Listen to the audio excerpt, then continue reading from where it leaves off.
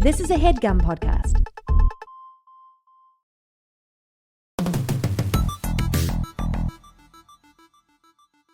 Wow, first day as porters for Drawbridge. This is so exciting. Yeah, look, I'm just excited to get out there and make some deliveries. Yeah. You know what I'm excited to do? Make a difference. Yeah. Yeah, actually, that's true, too, because we're not just making deliveries, aren't we? We're making a difference. We're reconnecting People who are off the Chiral Network That's or right. haven't ever been a part of the Chiral Network before. That's right. So I guess we're going to head out into the wilderness, and we've got this fabrication machine that allows us to make anything, so I think we should just gear up.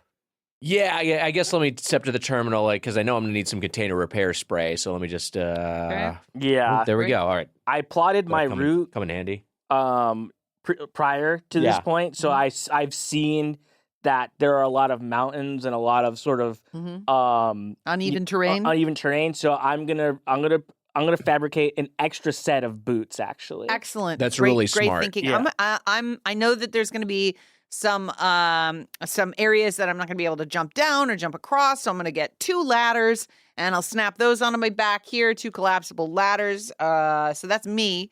don't forget, by the way, you can connect ladders. Oh yeah, you don't can have make to just use one length of ladder. You can make a long ladder. if yeah, need you can to. make now a double length ladder. Yeah. So maybe I'll get 4. I'll get 4 ladders. Do you mind if I just go again? Yeah, I'm definitely going to need. and we're taking turns. Oh, I thought we were. No, of course, yeah. So if you have something you want to Okay, great. fabricate. Okay, Go great. off. I'm going to get 15 pairs of panties. 15 pairs of panties in increasingly large size. This way, Yeah. because I've been thinking about this, I tend to shit my pants a lot when I'm like out on the wilderness. Like I don't want to Right. stop. You don't know where the BTs are. Mhm. So I'm the reason I got ascending sizes is that way I can layer them. So I start with my size, and then I didn't want them to get tighter and tighter. Yeah. So now I got all 15 pairs of panties on. So when I'm shitting my pants, You just pull just the one from inside out, and then it's just not a problem anymore. okay. I see why this hasn't worked for me in the past. Let me just cut the line here real quick. Yeah, go for it. And I'm printing out 15 pairs of pre-shit panties. That just kind of keep me occupied, you know? Why does this machine have that as an option? You can do anything. It can do anything. Okay, fair. I'm gonna fabricate a porno magazine Okay. Whoa, dude. I don't need to know that. for the articles. Whatever you want to do on your own time, that's up to you. It gets lonely out there. I think I'm going to break up the logjam here. Print out a second fabricator. Oh, That's huge, actually. That's actually a really good idea. that's an excellent idea. And you know what? I have a pretty good idea. I'm Okay. gonna based on that, I think I'm gonna print out another version of me. So I'm just gonna print. So I'm gonna press print here, and there it is.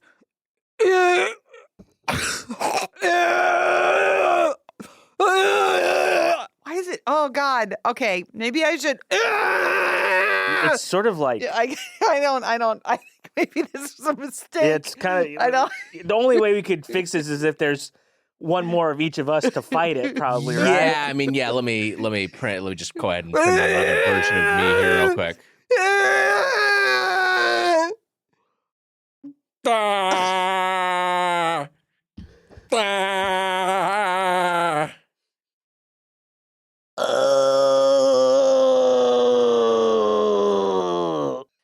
Maybe we should just close the door on this facility and leave these guys in here. Burn it. Well, the clones trapped us in here.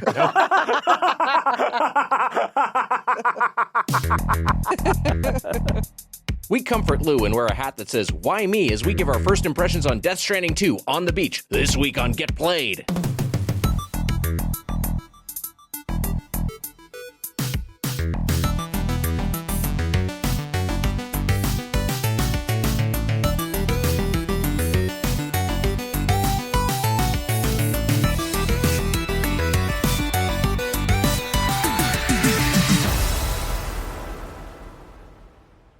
Welcome to Get Played, your one-stop show for good games, bad games, and every game in between. It's time to get played. I'm your host, Heather Anne Campbell, along with my fellow host, Nick Wiger. That's me, Tiger Wiger, along with our third host, Matt Apodaca. Who was that? What the fuck? I'm this guy this week. The whole time? That's right. Get ready. Buckle up. I'm starting to wonder if should we have connected? Hello, everyone. This is Matt Apodaca. Hello, everyone, and welcome back to the premier video game podcast where it is Death Stranding 2 launch week, and we are here with our first impressions. That's right. Our long national nightmare is over. Death Stranding 2 is finally with us. And additionally, our producer, Rochelle Chen, Ranch is back. Hi, Ranch. Hi, Ranch. Hi. Welcome home. You were in Taiwan for a bit. It's great to have you back in studio. How was your trip? It's okay. You rode the high-speed train there, and that was one thing I was like, I mean, I feel like you were taunting me when you were just in the group text. That you were I did send it to the group chat on purpose because I knew you would appreciate the high-speed rail. That's awesome. How was that? It was extremely fast. Usually, the city where my grandparents lived in is like a 4-hour drive from Taipei back in the day, and it took 36 minutes. Oh my God. Let's fucking It's the future. go. That's what happens. America fucking sucks. It's such fucking bullshit. Such a bad country. It's so bad. It's like the fact that it would make the most sense in the world. Everything else they want to be the fucking best at. Yeah. And it's all the wrong shit. We need to figure out trains. Well, we also used to have as a national point of pride, like building the best infrastructure and having like the best space program and all that shit. It's like now all that is going to be disassembled and transferred to the private sector so people can enrich themselves. It's so fucking grim. It's like what you're doing in Death Stranding and Death Stranding 2. Like rebuilding America, like that just needs to happen now. We don't deserve it. Just deploy bridges now and build the UCA. We can start from here. But isn't the UCA a private corporation? Well, I mean, there are elements of that. So I don't know. Maybe we are doing We bridges. just need whatever the best company is. Yeah. Let them do Let it. Apple build the roads. I was going to say McDonald's. Is the UCA in Death Stranding 1 like a private company? Because Drawbridge is privatized, but I thought that's a new element in Death Stranding 2. Not to get too far ahead of it. Yeah, that is definitely private. Yeah. If I recall, which was shocking that I did not retain a lot of the main parts of the lore in the beginning of that. But I did watch the story so far thing that they give you at the beginning, which is barely helpful. Wow, I kind of liked it. Well, we should pause on this. We shouldn't get fully into it. We gotta have stuff to talk about when we're talking about our thing. That's right. But thank you, Ranch, for returning. I'm so happy to be back. She expanded the chiral network into Yes. foreign Yeah. You have to turn in your Cupid device. Imagine listening to this and not having any idea what Death Stranding is. Like because we are so entrenched in the lore, even the stuff we don't remember. Yes. That like now it's just part of our language and our vocabulary. My cell phone ringtones, my text tone and my ringtone have been Death Stranding, like, calm notification things for 6 years. Yeah. And so those sounds are just a part of my daily life. Blah, blah, blah, blah, blah, blah.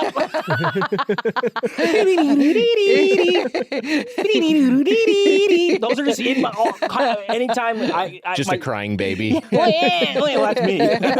My phone's ringing and I'm scared. It's like that.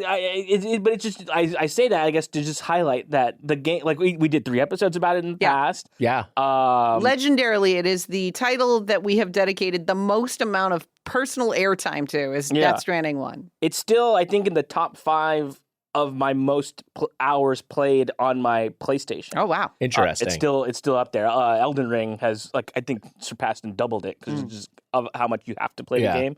But it's still an all-timer. I played a shitload of Death Stranding, and then of course Death Stranding Director's Cut, which we talked about with Kirk Hamilton. That's right. Click, who was just listening talk about Death Stranding 2, and I'm very excited to sound like a much dumber version of him. But It's good. We like it. It's good. McDonald's.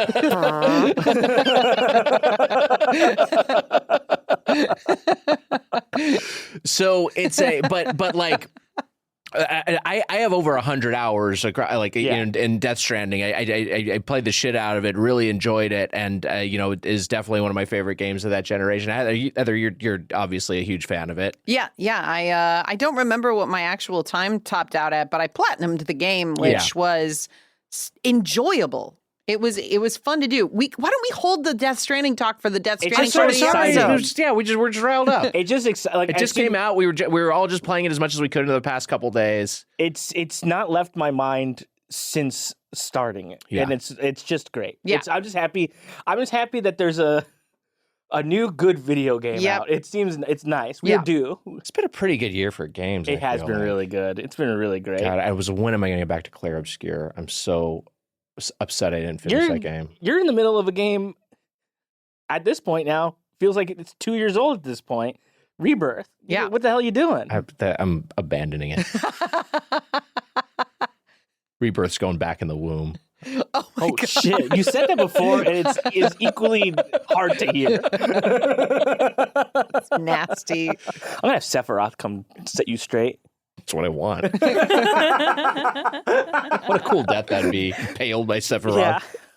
He's not going to kill you. He's going to scold you. That's going to be worse.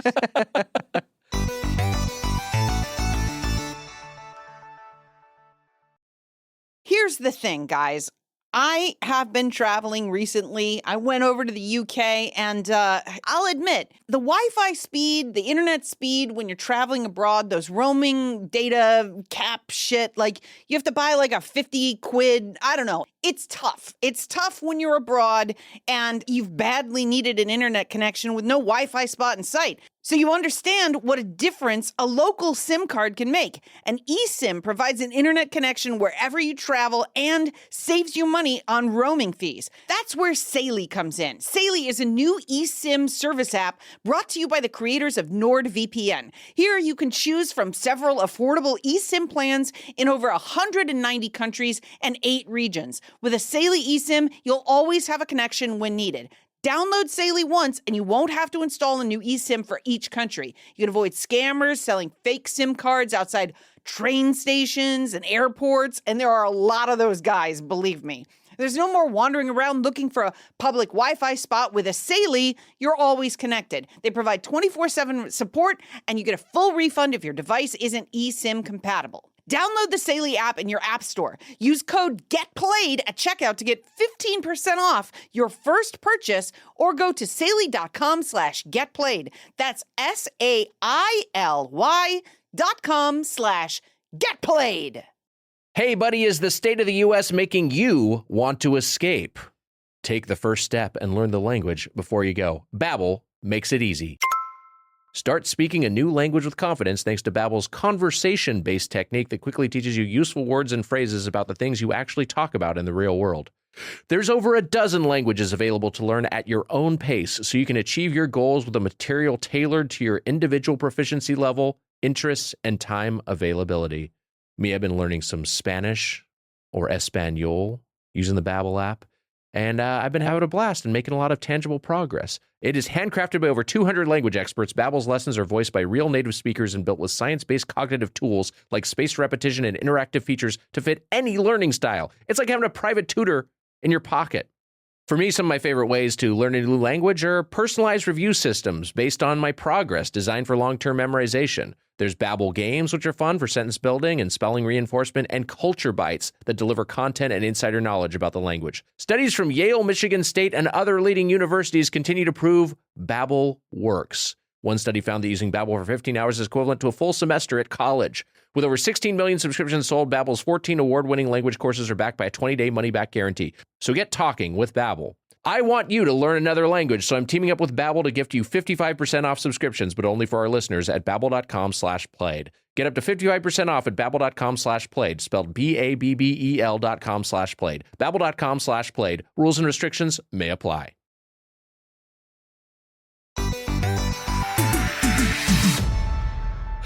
We got all sorts of Death Stranding 2 to get into, but first, the question we always ask in the structure of the show, in this first portion, is what are you playing? What are you playing? Hi, it's me, the Resident Evil merchant, and I'm here to ask my friends what they're playing. And they already spoiled it because they're talking about Death Stranding 2, but maybe they still got room to play other games. I don't know. Let's ask them. Yeah, sorry for disorienting you there by going a little bit out of order, Resident Evil Merchant. I know you're on standby waiting to hear us talk about video games, and then we immediately start talking about a different video game, which is not what we're going to be talking about for What Are You Playing? I get real upset when things happen out of order. Yeah, you and I think a lot of our people who comment on the podcast. Yeah. You must hate that pivotal scene from A Few Good Men. What?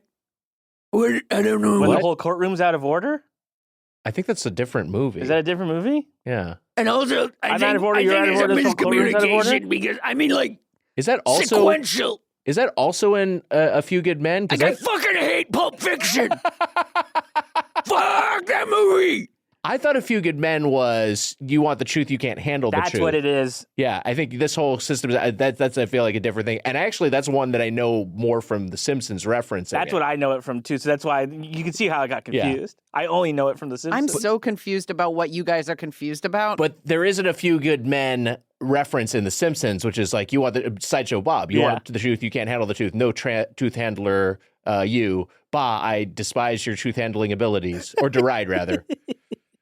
The Simpsons is good. It's good. I was saying because the Resident Evil merchant was saying that he doesn't like when things are out of order. Yeah, I don't like it. And I was trying to evoke that scene, but obviously I pulled the wrong one. So, it's just a wash. The whole show's a wash now at this point. No, it's okay. You can salvage it. Matt Apodaca, what are you playing? I'm still playing Hollow Knight. And I'm glad Ooh. Ranch is back. Ranch is Because back. Wrench is back. Ranch is back, by the way. I'm back. We're so fucking back. Ranch is back. Ranch is so back. So That's what I want to hear at the salad bar. well, because when it's not there It's and not you there, go, like, you what the start hell's crying. going on? Where is it? Where is it?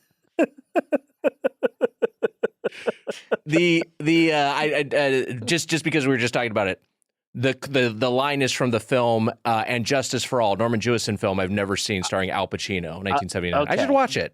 You know what? So should I. So I can get the reference right now. Does he, I don't- what I- does he yell? He yells, "You're all out of order." You're Yeah. out of order. You're out of order. This whole trial is out of order. Oh, Is the okay. actual line. Well, He's always yelling. yeah. He's But- gonna yell something good. I think it's like a movie that I don't know. Maybe it's awesome. I've never seen it, but like for me, it's one of those movies where it's known for like that scene, like Five Easy Pieces, a Jack Nicholson movie, which is like fine, but it's like it has the one great scene that everyone's quoting that kind of is elevated beyond the movie itself. 5 Easy Pieces. That sounds like the first half of a 10-piece. That back end is starting to get full, a little tougher.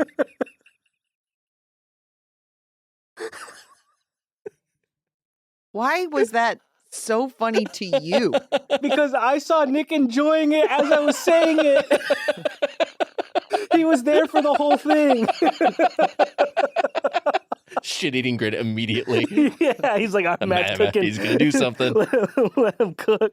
So I'm still playing Hollow Knight, and I last week after the show, after saying that I had been playing it, I went home and I played it more, and I sent a picture to the group chat. Was like, or a text to the group chat. I just beat this boss and was excited about that, and then a minute later. Oh fuck! No, I didn't. Yeah. Because there was a second phase that seemed like it was done.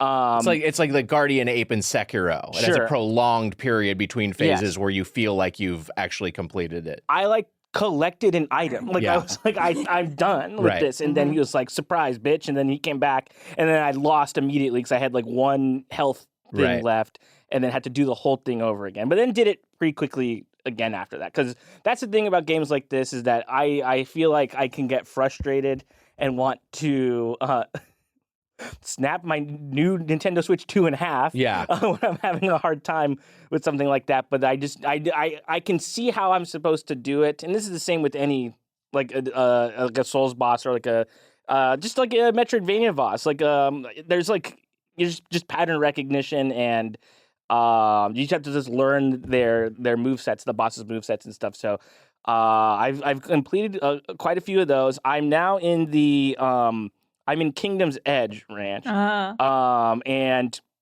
I just gotta say, this game's fucking hard. Yeah. It is very hard, and I think it's especially hard right now because I think for where I am, I'm like considered. If you can consider, there's no levels in the game, but I'm like under-leveled for where I am because I have 6 health things. What? Yes. And I should have probably like 8 or 9, but I only have 6. You were shocked by that.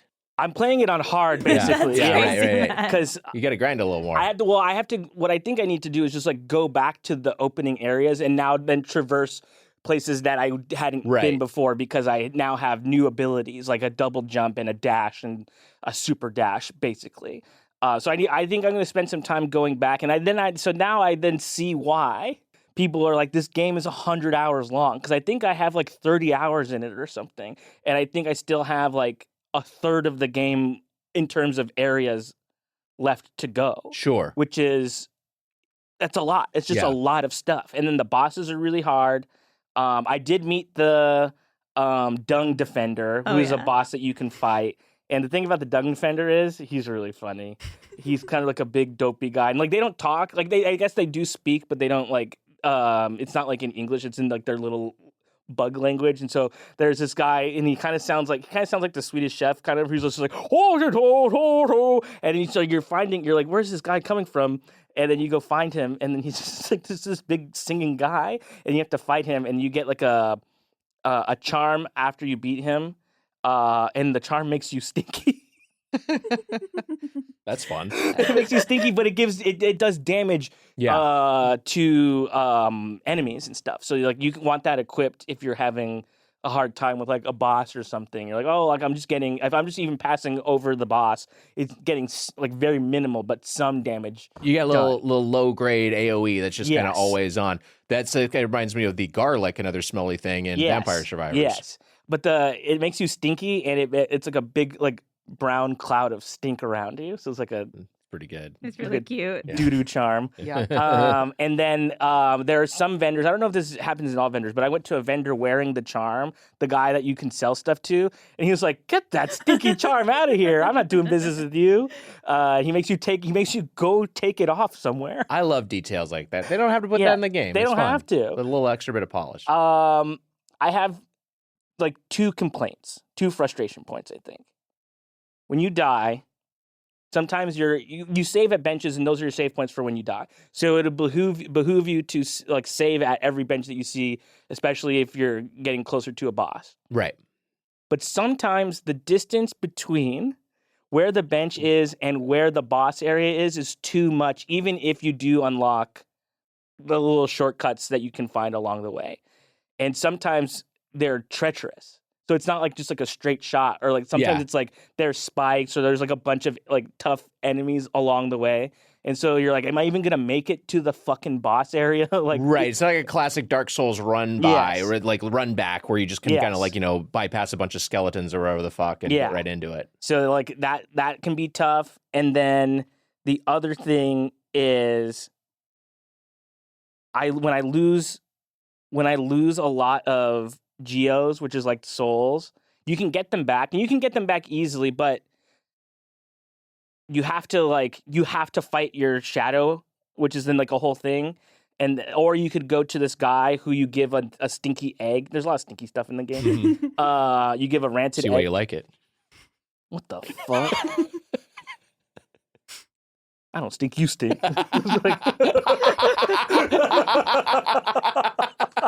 You want who stinks? You stink. Fuck. He's right, Sometimes it's like you guys are talking in a different language, but using words that I know. Nobody stinks. It would be shocking if anybody in this room stunk. Right? I think we're a pretty good smelling crew. Yeah, we're a good smelling crew. I'm not going around whiffing everybody, but whiffing, you know. You would You'd notice if someone smells noticeably bad. It's a small room in here. Yeah. You can give this guy a stinky egg, and he then summons the thing that has your geos to you, and it's like an easy way to get it. But that thing is so far away in the beginning area. Oh, So this is my overall biggest complaint. I wish every biome had all of the different stuff. So you don't have to go back to where the stuff is to like, because like this one vendor that you can sell stuff to is in one place. Oh. He's just in one. And it takes a long time. Sometimes it can take a long time to get out of an area, or or there's like a fast travel system and stuff too, and you can like travel to and fro. But it's just like I wish every area had like this is where the shop is and that type of thing. Yeah, I mean, like I've only ever gotten a few hours into Hollow Knight, a few false starts.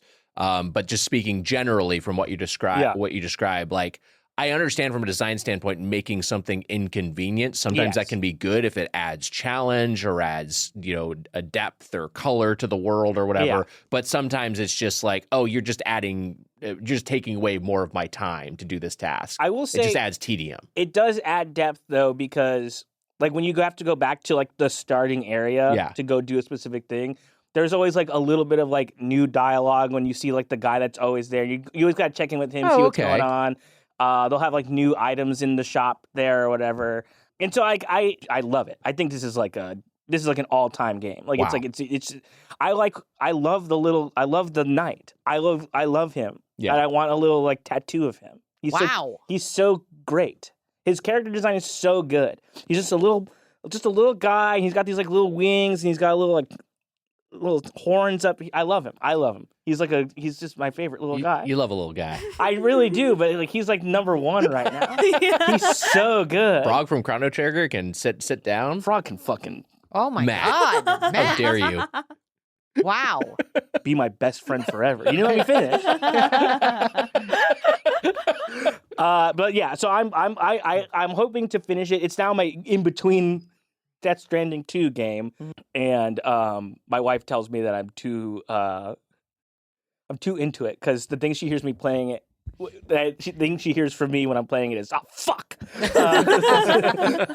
too much.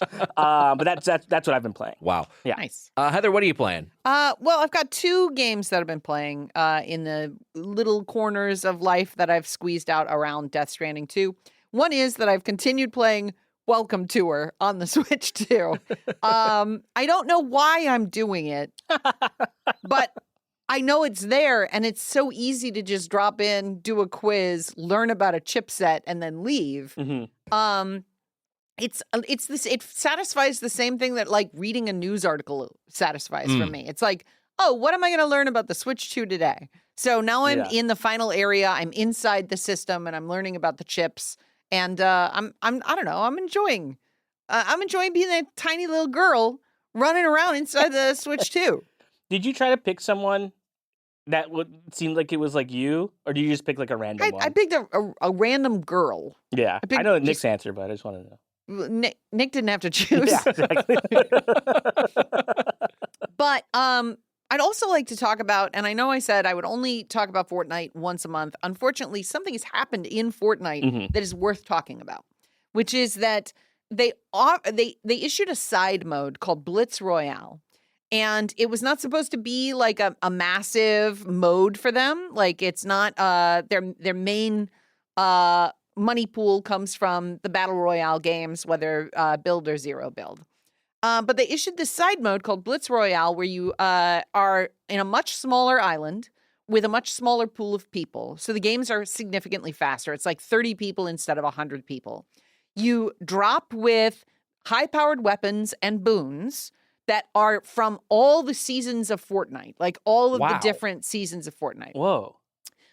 Everybody on the island drops with the same mythic weapon and the same boon. So everybody has the same significant starting advantage. But the massive advantages after that are randomized. Mm-hmm. Like you go up to a crate and you might find a boon from chapter 5, season 5 or something. You can become the goo. You can be like, I haven't seen the goo, but you might. Probably in there, it's right? probably. I just remember that one. That's when we were playing it for the show. Here's what is surprising about the mode is that it now has double the players of standard Battle Royale. It has been a major success and has drawn all of the player base over to this smaller, faster, like snappier mode where the games go faster. You have more of the weapons that you enjoy using. You don't spend as much time running around looking for other players. There's technically less to do, but more combat to engage in. And then the game is over.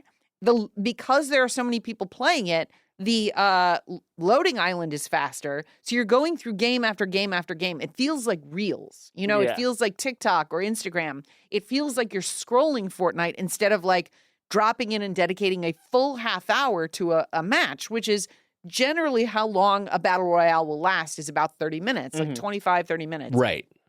It is drugs. Yeah, that seems pretty good. It has stripped down all of the stuff about Fortnite that I find mildly frustrating, which includes you don't run fast enough, which is my complaint in every game. The speed at which you want a video game to run is untenable. But in Blitz Royale, because you have access to all of these movement boons, you're running around like Sonic while playing Fortnite. Whoa. It is like super high jumping. It's like invisibility dashes. It's fantastic. And a little bit more chaotic, but generally speaking, a lot more fun. And you feel a lot less shitty when, like, if you're playing for 25 minutes on a regular battle royale game and you walk around a corner and somebody one-shots you in the head, you feel like ass. Right. Because it's like, I have just lost so much time. With Blitz, if you lose, you just load in again. And I think there's a possibility that this will become, that if they keep it around, I think it's going to become the dominant form of Fortnite. Wow. Is the smaller matches, faster gameplay. And again, it was accidental. Like, it wasn't what they were expecting. That's kind of I mean, that's kind of surprising to me that this was not like their big like oh, we know this is going to be the mode that's going to attract everybody. I mean, it certainly has gotten some, advertising. Like, Sure. It wasn't like it was like released under the radar, but at no point during like any of the pre-press for the new season was it like, and we're going to introduce a new mode, Blitz Royale. You're going to love it. It was just like a thing that was released. It's not like Lego Fortnite or like Fortnite Guitar Festival Band or whatever. something. Yeah. But isn't that kind of the origin of Fortnite's popularity? Like wasn't the main mode of Fortnite not Battle Royale originally? It was Save the World. So it's kind of like this is just an iterative process where they keep finding a new thing that hooks people even more so than the previous version. Yeah, it's extremely addictive and has drawn all of the people that I play with either on the Discord or in my private life into the mode. Like, that's just where people are playing now. Is the mode here to stay? And do you have a sense of like, we're just really into it now, but we know we're going to go back to Battle Royale, or like, no, this is like a superior version of the game? Well, I don't know either of those answers. Got it. I know that they're each week they're doing a different theme with Blitz Royale. So that's an additional alacrity of gameplay. Yeah. It's like last week was like all of the God boons, and this week it's all the Airbender stuff, like all of the Avatar the Airbender stuff. Yeah. So like each week they're dropping new. I think the plan was to pull the mode after a certain amount of time. Yeah. I don't know if they're going to still do that. Yeah. And I haven't done I'm not doing games journalism about it. Like it's just been kind of a shock, kind of a rumble. I don't play Fortnite and I don't play those kind of multiplayer games really, but like what kind of reminds me of is 3 different games, but the same sort of thing of just like the speed kept increasing. The what Hearthstone did over Magic the Gathering is, in addition to making like fully digital and like taking advantage of the fact that it was did not have to have a physical version, so you could do like a lot more RNG and what have you. But like it was just like a smaller deck and much shorter rounds. Mm-hmm. And people got used to the pace of play of Hearthstone. And then Marvel Snap comes out and it's like even smaller deck. We're going like we're making this thing like less than half the size of the Hearthstone deck, which is already half the size of the Magic the Gathering deck. And now instead of like a round taking 20 minutes, it takes like 5 minutes. You know what I mean? Like they just keep, and it makes you wonder what the end point is going to be. Are we going to get to a point where there'll be some big multiplayer game that people are playing at some point in the future, which a round is like 1 minute long. You know what I mean? It's it's almost like old arcade fighting games where it's just like one-on-one. I'm old arcade fighting games. Obviously, there's a current thriving fighting game community, but fighting game matches are not particularly long. Could you have the same sort of thing happen with a battle royale approach? I would be totally in favor of it if you could keep the loading and island loading that fast. Because if I think the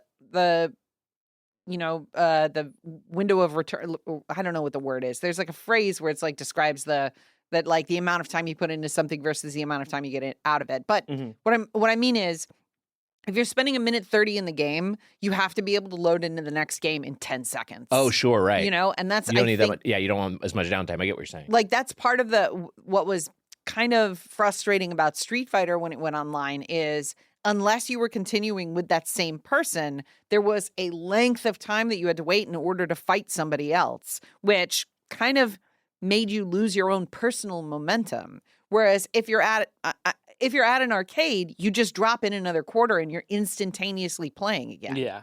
So I think it's possible that that's where it'll end up. And certainly I'll be on board for that. I don't need 25-minute matches. And I feel like I'll look back on it and be like, God, do you remember that Fortnite used to take like 25 minutes to win? Yeah. Like that sounds insane. Is this still, this is like a zero build thing? Yeah. That's really cool. It's just zero build with the best weapons of all the seasons. Wow. It's great.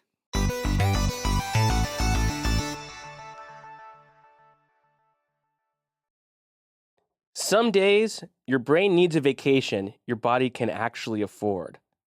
That's where IndaCloud comes in. You juggle the chaos. You answer the emails. You even go outside sometimes. So yeah, you've earned a better way to unwind. Enter IndaCloud. Federally legal THC in the form of gummies, pre-rolls, and flour, designed to turn hanging on into fully chilling. So, if you're 21 or older, head to indacloud.co and use code GETPLAYED to get 25% off your first order plus free shipping. That's indacloud.co, code GETPLAYED, 25% off, free shipping. Just a better vibe in your mailbox. So here's the thing. Look, I got sent some of this stuff, all right? I ate one of the orange soda gummies, okay?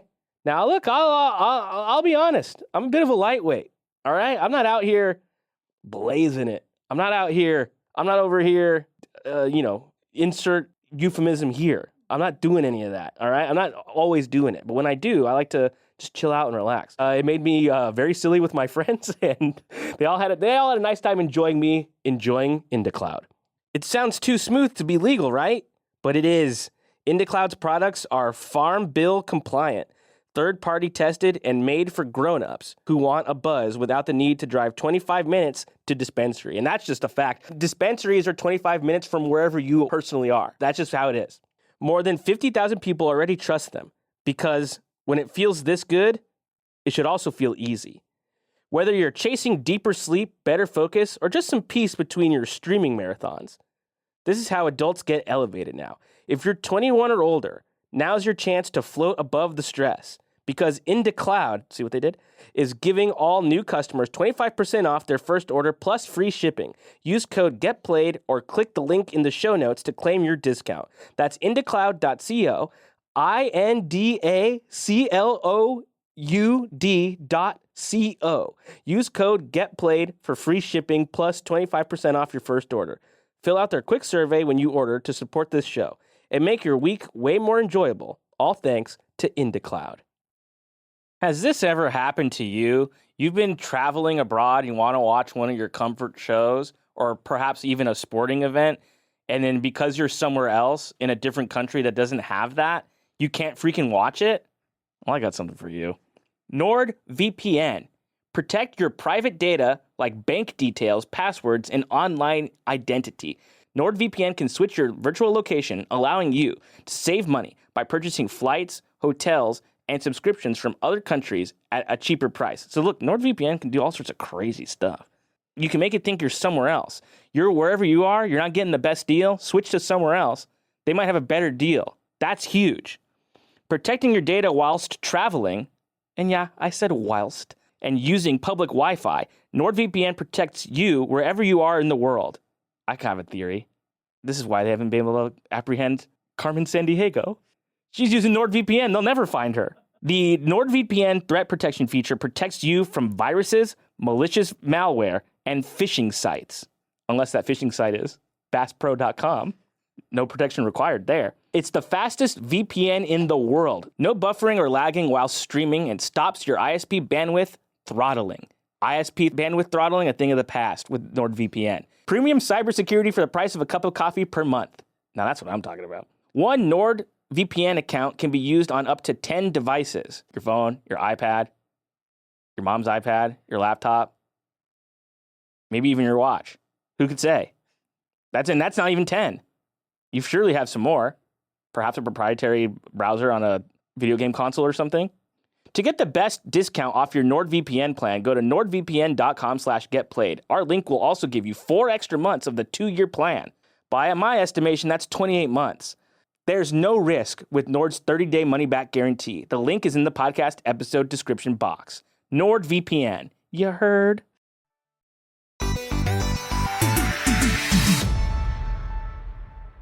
Nick, what have you been playing? Heather, thank you so much for asking. I was trying to figure out anything to do with my Switch 2, and before Bonanza comes out. Yeah. Because I'm not that into Mario Kart World, right? Like, whatever, fine. Yeah. I'm glad I have the new Mario Kart, and it came bundled with a system anyway, the version that I got. But it's just not a game. It's a kind of a game I've moved past at this point in my life. But I got the GameCube controller, which I think we all have now. Oh, yeah. Yeah. The GameCube controller is really slick, and I mean, it reminds you how stupid the controller was, but it's also so ergonomic and so distinct that you kind of I do have nostalgia for it, and I did just have it is just great to it just feels great in your hands. Yeah. And actually playing a GameCube game with a GameCube controller, which I have not done in. I mean, I guess I probably would have hooked a Wavebird up to my Wii U was maybe compatible with. I can't remember. Yeah, it was. I never plugged a GameCube controller into my Switch 1, I don't think. Oh, no, not the Wii was compatible. I don't know if the Wii U So maybe it was just the Wii. Yeah. Maybe the last time I actually was using a GameCube controller to play GameCube games was with the Wii, and I never messed around with the GameCube controller for emulation on PC or anything. And so just playing these games again is so cool. Of course, Nintendo being Nintendo, they only have 3 fucking GameCube games available right now. All right, sure, fewer games than launched with the GameCube, but one of them is Wind Waker, and as well as Soul Calibur 2 and the F-Zero for GameCube, F-Zero GX, right? Mm-hmm.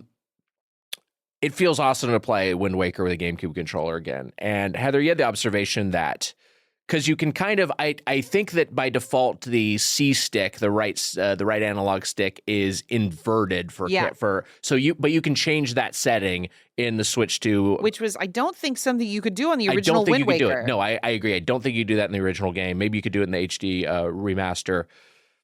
If you do that, it does there's some jank to the UX, but it does feel like a modern game, like Link running around, just great running around. Oh yeah, fantastic running around game, great locomotion, and it's also just the power of good art direction. I mean, what other games that came out in 2003 still look this good? You know what I mean? Yeah, it looks fucking incredible. It looks like it could be a game today, because.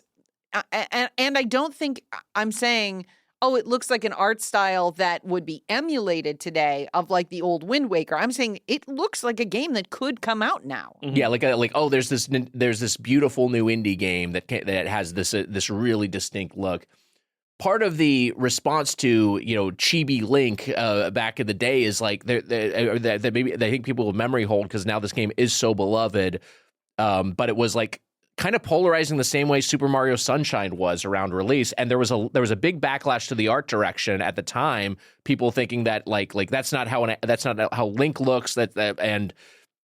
Obviously, Twilight Princess is something of a response to this game, right? Okay, we're going to bring back the aesthetic that you were hoping for with this generation Zelda, but looking at it now, it's like, wait, this is like maybe the best looking Zelda game, like in general. Like it's just like the art direction is so pristine.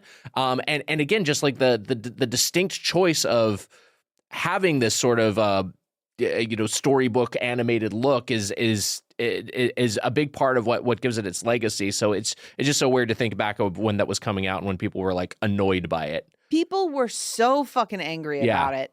I remember the first time I encountered footage from the game was at Anime Expo, that somebody had the trailer running on a television behind their booth, and I thought it was for a Zelda cartoon. Yeah. Like, I was like, oh, what's that? Like, is that a Zelda anime? And they're like, no, that's the new game. That's the game. And I was like, what? And I remember being blown away by the explosions, like the way that there were like spirals in the explosions that look like a cartoon. These are all effects that we take for granted now because of cel-shaded video games. But at the time, that was like the premier podcast, the premier cel-shaded video game. Yeah, you obviously had like Jet Set Radio, which I think predates it. Yeah. But that was that was more just like a character design, was like the cel-shaded characters were the foregrounded element. Just the whole world just feeling like an interactive cartoon was like completely novel and like in a way you can fully engage and control your character, not like something like Dragon's Lair or Space Ace. Right. So I didn't have a GameCube. I'd never played Wind Waker. I haven't. I started playing it on Switch 2, but I haven't played it with the GameCube controller yet. But I'm excited to get in there and play it at some point. The GameCube controller. But this Link having backlash, like having played a little bit, like the opening area of this game, basically reminded me that my very first Zelda was this Link. Because of the DS game, Zelda, Phantom Hourglass, and I love the Phantom Hourglass, and that was the very first Zelda game I've ever played. So it's just funny to think about. Everyone's like, I hate this Link, and my experience is, oh, cool, this to me new character Link. I had not played a Zelda game before, so it was just I don't know, it was nice to revisit the art style. Frankly, I love it. I can't wait to check it out and play it a little bit more. Oh. That was the other funny thing too. I was like playing it. I was like, wait. So in this one, Link has like a whole family. He has like a sister and a grandma. I like it. I do like it. It's very, very sweet. Well, as the story goes, it's a really cool way to investigate the Zelda myth. It's neat because their relationship to Zelda is kind of like our relationship to Link and Zelda. Like, it's a cool. I love Wind Waker. It's one of my favorites. If not, it's probably my second favorite Zelda after Breath of the Wild. Wow. Yeah, I guess Breath of the Wild is got to be number one for me now. Partly just because I never really connected as much with Tears of the Kingdom, but. Yeah, I do really love Wind Waker. And again, it's the Zelda game of that era that lingers with me the most, and that I still think about. I guess, where else would I put, when I was doing my top 10 list, our top 10 games all time, I had Zelda 1, The Legend of Zelda for NES, Famicom on my list. I do have a lot of affection for that game. If we're actually ranking them against each other, because but a big part of that for me was like the importance of that game and getting me into that type of, exploring a world and dungeon crawling and just like the idea of a game being not just a series of challenges and a series of levels, but like an adventure. That was so novel for me at the time. But if I'm actually ranking them against each other, I guess I probably would put Breath of the Wild. I might go Majora's Mask. I mean, I really do love Majora's Mask as design, but I mean, Wind Waker's 3 or no, because I can put Link to the Past over that. Actually, I'd probably Link the. Why are we doing this? You're doing it. We're not doing it. Everyone stop. Is that what we're here for? God damn it! Jesus Christ! Where do you put it? Here. I'll just put a bow on it. Breath of the Wild, Link to the Past, Majora's Mask, Wind Waker is probably something like my order. Where do you think you place freshly picked Tingle's Rosy Rupee Land? A game I didn't know existed until just now. It's like they handed the Zelda license to Chuck Tingle for one-off. Guys, should we talk about the thing? Let's get into it. Let's get into our first impressions of Death Stranding 2 on the beach. My first impression is, my God, so much in the world has changed since the last one. Yeah. Our world. Dropping in before anything happens, hearing the sounds of Death Stranding threw me all the way back to 2019 and made me be like, oh my God, this has been a very cataclysmic 6 years. Yes. It's been wild. I was thinking about that, how I'm different, like, than when I started playing the first one. Just like, and then it made me scared to think about the things that are going to come true from this game. So, it released obviously in June 26th of this year. We were not playing pre-release copies, but we did get we did all pre-purchase, recording this based on the effective release date. Yes. So we all pre-purchased the digital deluxe edition, so we were able to play for a couple of days in advance. Well, one of us didn't get just the digital deluxe edition. Did we, Nick? Look, I had this pre-ordered, and I was not sure if I wanted to actually open it. So I got the digital deluxe edition because I'm fine double dipping on this game potentially, because I don't know, whatever. I know I'm going to love it, and I love the first one. So whatever. I just kind of made that calculus. But I do have the Death Stranding 2 on the beach collector's edition. The physical copy. Wow. The physical copy.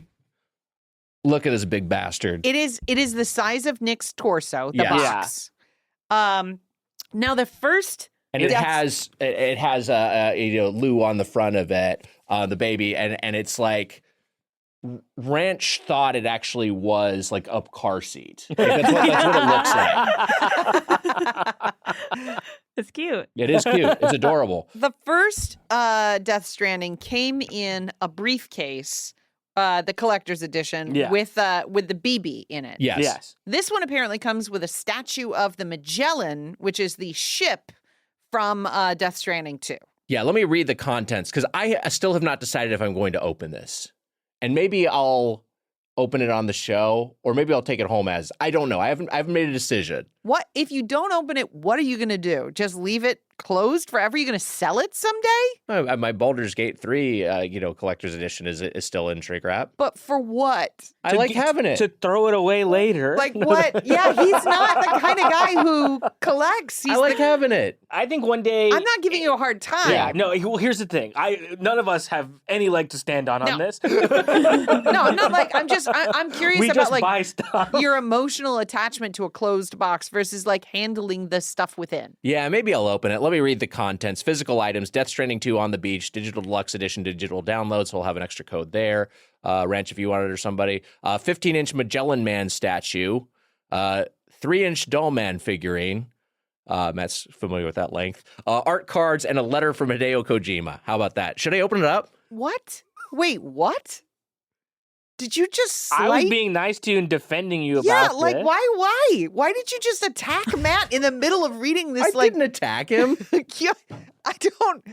I have no idea. Now I have to sit over here being jealous of 3 inches. All right, I'm opening it up. He's opening it. Fuck. I wish you were opening it in a different Can way. you? I'm being stressed. Please, can you open it with a There we knife go. or Okay. something? Oh my God.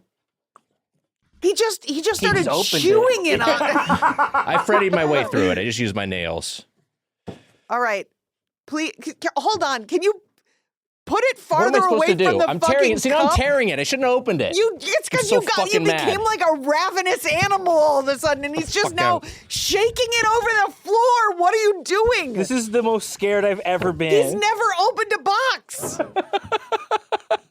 Hey, that's a nice box. This is so really actually, cool. What we learned Actually, is honestly, that the box inside is better than the box on the outside. the inside box is pretty sick. The inside Okay. box is nice, and this is it was good that you opened it actually, because the box slowly, Nick. Let me pry open this child's coffin. Real quick. is nice.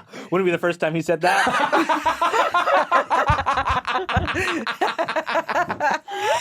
All right, here we go. Hey, nice. He's just throwing shit on the ground. What was that? This is just the fucking disc. Are you sure it's not the letter from Kojima? Oh shit! It might be the letter from Kojima. Is there a letter inside? Don't tear it. God damn it. This is insane. It might be. Do you want to open it? Use a knife or something. I'll Freddy it. Hold on, I'll use my nails. He's gonna Hold on. Freddy it. Oh my God.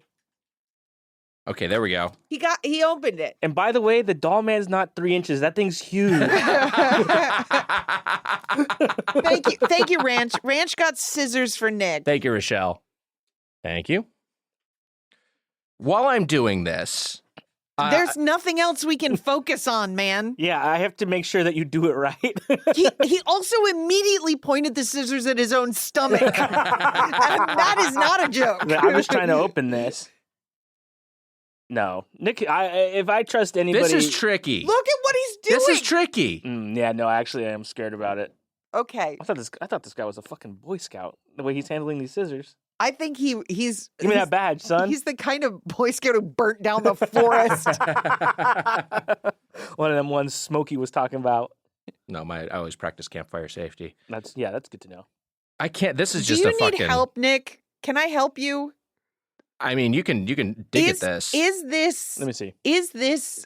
Give me those scissors. Is this a you segment? go. Oh, but you know what? I see what the little issue is tricky. because it's a sticker over it, and then there's also like it's a fold in. Yeah, it's a weird to the sticker/fold combo. Would a knife be better? Well, Can I? it's like a thing. think I where, almost got you it, know though. what? Do this. Come at it from the side. So I'm not supposed to open this part? I think it'll unfold easier if the stuff's out. Maybe. Okay. Okay. Now he's just tearing it He out. immediately is crushing. I can't. This is pissing me off. What? I regret buying this and I regret opening it. Oh my. We have to just make it completely clear. He did this all on his own. Yeah, like he could have patiently and delicately This is gone as, through it. This is as if Sideshow Bob put his own rakes down. All right. Here we go. Hideo Kojima, game creator. What if it said "Dear Nick"? Oh my god! I knew you'd have trouble opening this. Fuck. It's good. Dear fellow porters, welcome to the world of Death Stranding 2 on the beach. I am very happy to embark on this new journey with all of you once again. Death Stranding is a game experience designed to help players feel the importance of connection through the social strand system.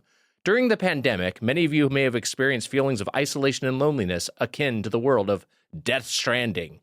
In the sequel, however, our protagonist Sam is not the solitary figure he once was. With the support of his new companions, the members of Drawbridge, he will strengthen his connections. Now Sam and all of you will begin a journey of new choices. In a time where the word division is at the forefront, what is the connection we should truly seek? No matter what choices lie ahead, we encourage you to never lose sight of hope. Stay true to your mission and discover and explore the connections you can find from there. How about that? Wow. Wow. And there's some cool art on the back of that Yeah. too. Yeah, all the art, all the key art that they've released for the game is really, really good. Which side do you put in the frame? Do you I know. put Sam and Lou, or do you put Kojima? I think this is a two-sided frame situation. Oh. 'Cause, yeah, you gotta have the Kojima letter on So it's display, like but Sam hanging and Lou. over your crib. It's really cute. He what only else we has got the here? crib so he doesn't fall off the bed at night. I believe it. There's a bunch of different cards wow. here, art for different characters. We've seen Fragile again. Cool. There's Fragile. Yep. And I'm not sure if all these are in focus. There you go. Here's Higgs. Higgs, who we learned recently from friend of the pod, Gene Park, Yes. shares the same last name as the owner and founder of Domino's. That's right. Yes. Which Beautiful. can't be a coincidence. Well, especially when there's a Domino's Death Stranding 2 Japan-only collaboration. Yeah. So Nick has pulled out all the art cards. He's pulled out the 3-inch tall Dahlman figure. Yeah. Dahlman? It's obviously who Massive. he just threw on the ground. No, it fell. I didn't throw it. And then The please, disrespect. Oh my God! I should not be handling this. Oh, the It's the Magellan statue. Oh yeah, the statue. Okay, What's so funny about this as an I experience should not be handling this. is that there are content creators online who this is their whole thing, opening boxes. Yeah. And I whoa, that's fucking good. This is fucking rad. That's really fucking Okay, good. that's great. This was worth the purchase. It has a dick. Yeah, that's sick as hell. okay, so it's a statue of the Magellan with some, like a tar body, Yeah. I assume is going to happen at some point in the game. Yeah. I guess maybe we're maybe in minor spoiler country here. Well, this Yeah. was This is on the box. And it's in the Yeah. trailer Sure. as well. Yeah, it's a heinous and grotesque and excellent looking figure. Yes. Wow. This is Uh, great. All right, I'm glad. I'm Yeah, he's glad. back to Purchase redeemed. He's gone back the other side of it. The purchase is good now. Yeah, you know what? I'm glad Your I foot spent. got so close to the statue. That was insane to me. Just shatter it. Put it away. I'm glad I spent $250 on this. Bam. Fuck. Just sounds of me vacuuming it up. And now it's wet because I'm crying. Oh my god. Never been this tense on this show. Have you ever? I mean, I guess you have in the past, maybe for other games as well. I've never purchased a collector's edition of a video game that it has a bunch of stuff that comes with it. I've done it for Death Stranding 1. Yes. I did it for Disco Elysium for the Switch. Okay. Which had the most phenomenal collector's package with like a huge art book with Yeah. all of this behind the scenes stuff. And then also it had like a deck of cards. It had it was a really, it's the same size box. Like Yeah. these things are all coming in these, as Nick described it, child-sized coffin Yeah. boxes. Beyond that, I'm not sure. Yeah. Those are the two major ones for me. I bought the Baldur's Gate 3 one, it's still in box, and I also got the Diablo 3, like the biggest collector's edition. I played so much Diablo 2. That's still like probably the most hours I put into an individual video game. I was so hyped for Diablo 3 at launch. Obviously, it had its flawed launch, but I bought that one intending to keep it in box as well. For me, Wow. so often the reason I don't get the collector's edition is because I don't want a statue of something from the game. I want something from the game. Right. And that's why the Death Stranding one was so exciting to me, because it was like, oh, it's a life-size BB Yeah. and a briefcase that like Sam carries. Yeah. And the tape that he uses to seal stuff. Like all that was like, oh, this is Right. this is for me. Square Enix sells jewelry from Final Fantasy games, and I've always wished that the Final Fantasy Collector's Edition would include a version where you could have the stuff that they wear inside the game, like the jewelry. I got close to buying the Alan Wake 2 one because I love Alan Wake 2 so much, but then I just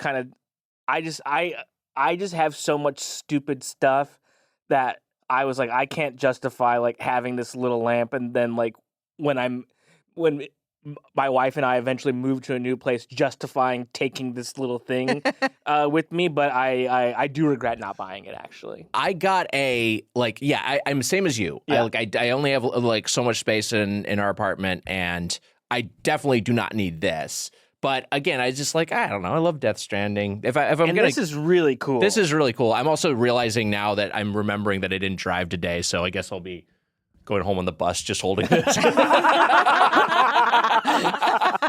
Oh, great. The scary guy on the bus is scarier. So did you bring that box with you on the bus? Train. Train? But yeah. But I'll probably just Uber home. Well, Okay. you probably just put it back in the box, though, too, right? Oh, yeah, you can just put it back in the box. Yeah. Yeah. Okay. You're going to That'll leave go all well. this here for Rochelle to clean up? Yeah. All right, let me just jam this shit back in here. Get the fuck in there. Fuck, what the fuck? Fuck. Ah, fuck. So, I mean, Death Stranding 2. We should talk about it. Yeah. DS2. I'm sorry, I shouldn't have brought the thing. No. It was... No, I derailed the Death Stranding 2 talk with the... No, No. this was part of it. This was No. part of it. This This was- needed to happen. Yeah, this was the, upsetting preamble. Yeah, Can I this just- was, this is our Death Stranding. I'm playing this game, I'm booting it up, and I think I got the least time of any of us, because I'm not yet past the prologue into the second biome. So that's where I'm at. But I will say that in my sub 4 hours of gameplay, it was crazy how immediately this game locked me back in. Yep. Like, and I think part of what's so effective about the very beginning of this, which again, we're kind of in first impressions mode, so that's what I can speak to right now as of this recording, is the first game is a famously slow start. And there are friends who have tried to get into Death Stranding, some with success, others it hasn't taken hold. Where you just kind of, it's like trying to get someone into like The Wire, you know, it's like it takes a little bit to get its hooks in you, but once you're in, you're fucking in.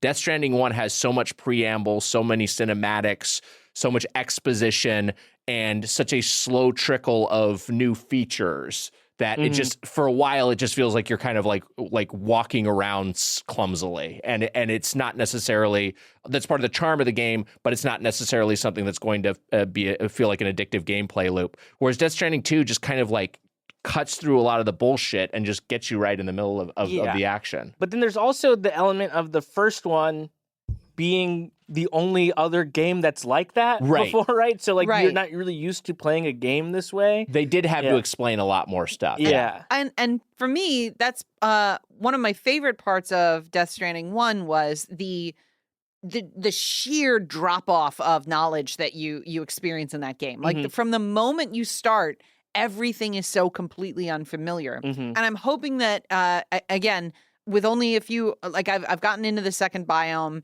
I'm in, I think it's episode 3 because it's broken up into episodes. And the first episode is called Sam. So I'm in episode 3 and still it is very familiar. Like there isn't a ton of new concepts. And I'm absolutely trusting that there's going to be new crazy bullshit that this game pulls off that it teaches us. Because right now it's just like, oh yeah, the chiral printers and the way the dooms work and the way the BTs work. It's a really great refresher course, that sort of like Sam prologue where you're like, oh right, this is how this works. This is what the beach is. And as a sort of tonnage of sci-fi concepts, I was surprised how many of them did stick with me. Right. Like I don't remember all the relationships of like the political bodies, but like how the world works and the fact that the world beyond death is timeless, and so they're using it as a processor to like run computers through it. Yeah. Is like such a great fucking hook. Yeah. That stuff's great, but I also like this stuff like Timefall and like void outs and things like that. Like I'm like, oh yeah, that's all that stuff I have now that just occupies my brain, like those types of things. Then in this game, there's I can't remember what it's called in the game now currently, but there's like a similar to the active time lore in Final Fantasy 16. Yes. There's like a glossary of terms that you can just go to at any time, which is extremely helpful. I think that glossary of terms was in Death Stranding, but it was like in the emails or whatever. That you would get like emails about all of these concepts, and now it's just like, when somebody is speaking, there's an icon that pops up in the top right corner of your screen, and you can hold down the pause button, I think. Yeah. And it brings you straight to a glossary that investigates those terms. I fucking love glossaries. Yeah. As the person who went back to playing Welcome Tour, I'm like, every single one of those glossaries, I'm like, oh, thank God. Give me paragraphs. I love the glossary. I should look up what it's called, but I do think it's really cool.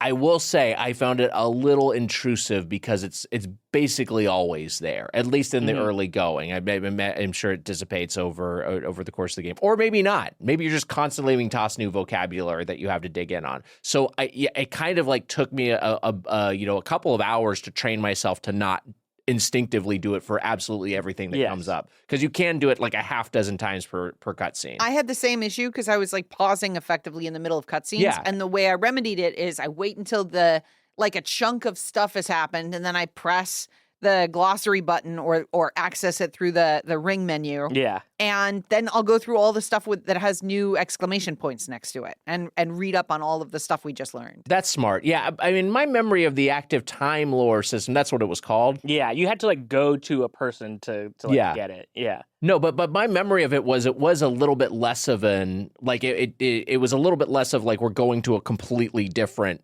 maybe I'm misremembering it, but we're going to a completely different screen. Like we're going to like it felt just like a little bit less disruptive, a little bit less intrusive. Yeah, because it was just like you kind of just knew it was there if you needed it. It wasn't like a thing that was like. I feel like in this game, at least in this portion of the game currently, is that like that's always going off, and then also like when there's a mechanic that maybe you're not doing or something, or like should be doing, a big sort of like not menu but sort of like reminder will pop up on screen being like, hey, like if you want to run, you could you press in the L3 trigger to run or whatever. Yeah. I still think the game that had the best version of that, this sort of a glossary vocabulary sheet is Pentiment.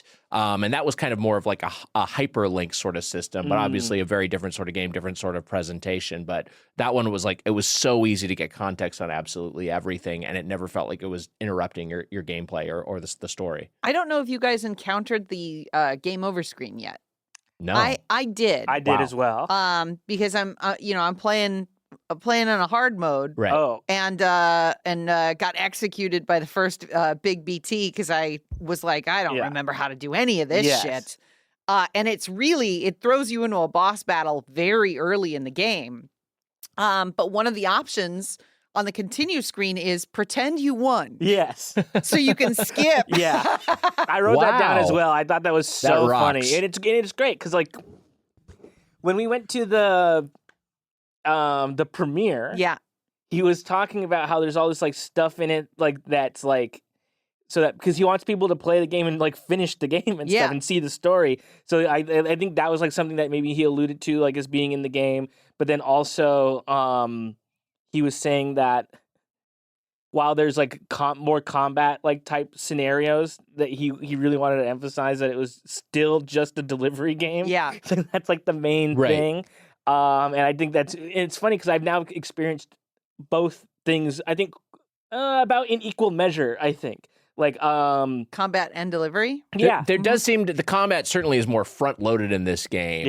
Than it was in Death Stranding 1. Like you're mixing up pretty early, and then also there is. I mean, like I do like I love stealth. I do feel like the Death Stranding stealth was not as robust as what was present in Metal Gear Solid as a franchise, obviously. But I think it's pretty good and it's pretty satisfying in Death Stranding 2. Well, yeah, it's stealth as an option is really robust. Yeah, and I will say, and I don't think this is a spoiler.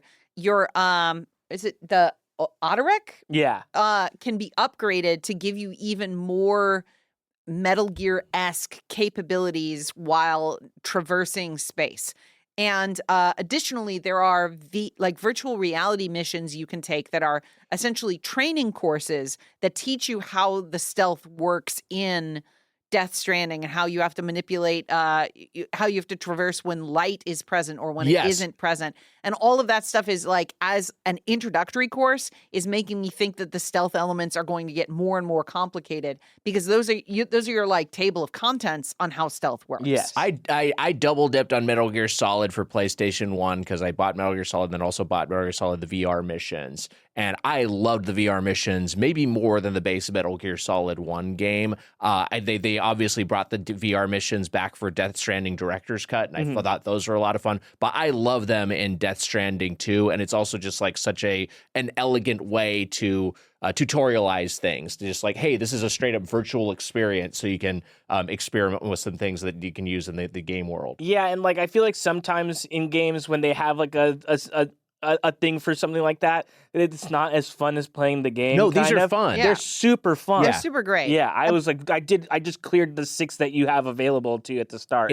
Loved it. It feels like like every time a new concept is introduced and you get those VR missions, it's like, oh yeah, that's the first priority. Let's mess around with this. Yeah. It's also the combat is so satisfying in part because of the built-in slow motion pops that happen when you defeat an enemy Right. that allow you to reposition your own weaponry towards the next target. Like there's a really great speed cadence and like hiccup feeling to the combat that makes it like you want to do it. Yeah, and I think in contrast to the first game, in the first game you had lethal and non-lethal rounds. Yeah. Right? And so if you use lethal rounds on living people in Death Stranding 1, you have to then dispose of their body because then there's a dead body on Their corpse will cause a void out. Exactly, and that's a friction point. Like that's tough. Like that's like you don't want to necessarily be doing all that all the time.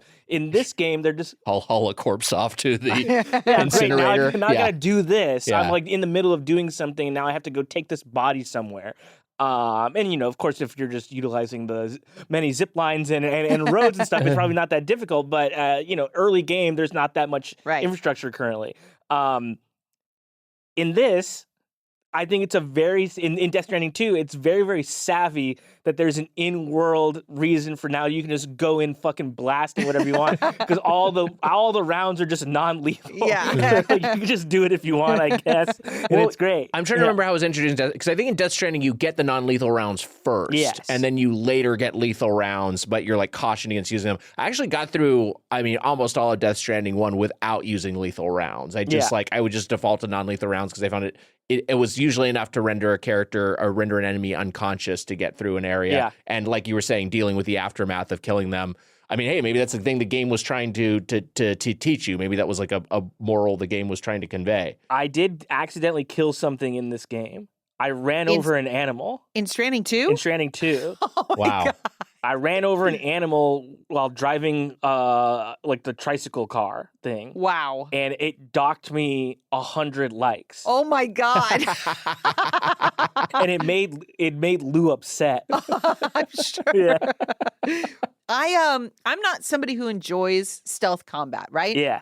But the rope, which is one of your The strand, the strand that you can use in order to take down enemies if you surprise them, is such a crunchy, good feeling. Feels great. That it feels like a combat move, like it the sound of it and the whip smack of all of the action on screen makes me want to do it. Yeah. And so I'm motivated both to just walk in guns blazing, walk in with a sniper rifle or whatever, or walk in and be like, can I get this guy? Yeah. Can I get this fucking dude? It's really satisfying. And the additional element, present in Death Stranding 1, but I really like it, of you can hold your breath. Yes. So fun. And it's, again, it's just, it like adds some tension to it. And makes it all the more satisfying when you actually pull it off. And again, that mechanic is, this is very early, so I don't feel like we're in spoiler country at all. You do get a sniper rifle pretty early in the game, and you have to hold your breath in order to fire the trigger, and that's so It's fucking awesome. good. It's really good. It's so good. Yeah, I mean, it's, I don't know, just the choice of like your breathing being an element of the character, your interaction. I don't know. I love being able to, I love it just being that granular. Did you have the feeling, because like, sometimes you're playing a lot of Grand Theft Auto or whatever the fuck, and you're like, oh, you see a cop car in reality and you're like, oh, there's a shotgun inside. Like you kind of get that jolt in your brain. I feel like with Death Stranding, I would end up being like, I could fucking kill this guy with a suitcase. Just standing in Jamba Juice being like, I could strangle him with a rope from behind. You never know. Yeah, I don't have that problem, Nick. Yeah. As much as I love violence, I don't walk around after I play video games going, I could kill. And then for where I'm sitting, Yeah. Like closer to him physically? closer, I was less alarmed than what I thought he was going to say, which was, have you ever tried it? The game is funny. Yes. Yeah. It is funny in like a wacky way, like a really over-the-top, absurdist, wacky way. Yeah, Kojima comes out at the beginning of the game and he's like, But then there's also... Classic gag. There's also, because Sam is so on our side with how absurd everything is. Like, he's so like, what? Sure, whatever. Like, part of what makes him a great protagonist, both Norman Reedus as the manifestation of Sam and Sam as a character, is people will talk to him and he'll be like, I don't know what you're talking about. And like very early in the game, you encounter a new kind of enemy, and Sam just says, who the hell are those guys? And then later on, he's like, what's their deal? Yeah, what's their deal? What do they want? These little spider creatures is where he says that, right? Or is it later? No, Different it's guys. later. Different guys, Yeah, okay. different guys. It's red guys. There's something, too, that he said that I feel like it's not a spoiler because we all know that this character exists, but the interaction, I think, is a spoiler so I won't say. This is tough. All right. I'll tell you later. Okay. We'll stay super spoiler light here because the game just came out. Because I'm in chapter 3 as well. Yeah. And so the game is funny. Yes. Because I mean, also it's also not because like it's extreme. Like there's some stuff in it that you're just like, Jesus Christ. Yeah. Like pretty early on. Very early. And then in chapter 3, you sort of in rapid succession meet 3 insane characters. Right. I've heard about this, yeah. You're sort of just like, okay, what the...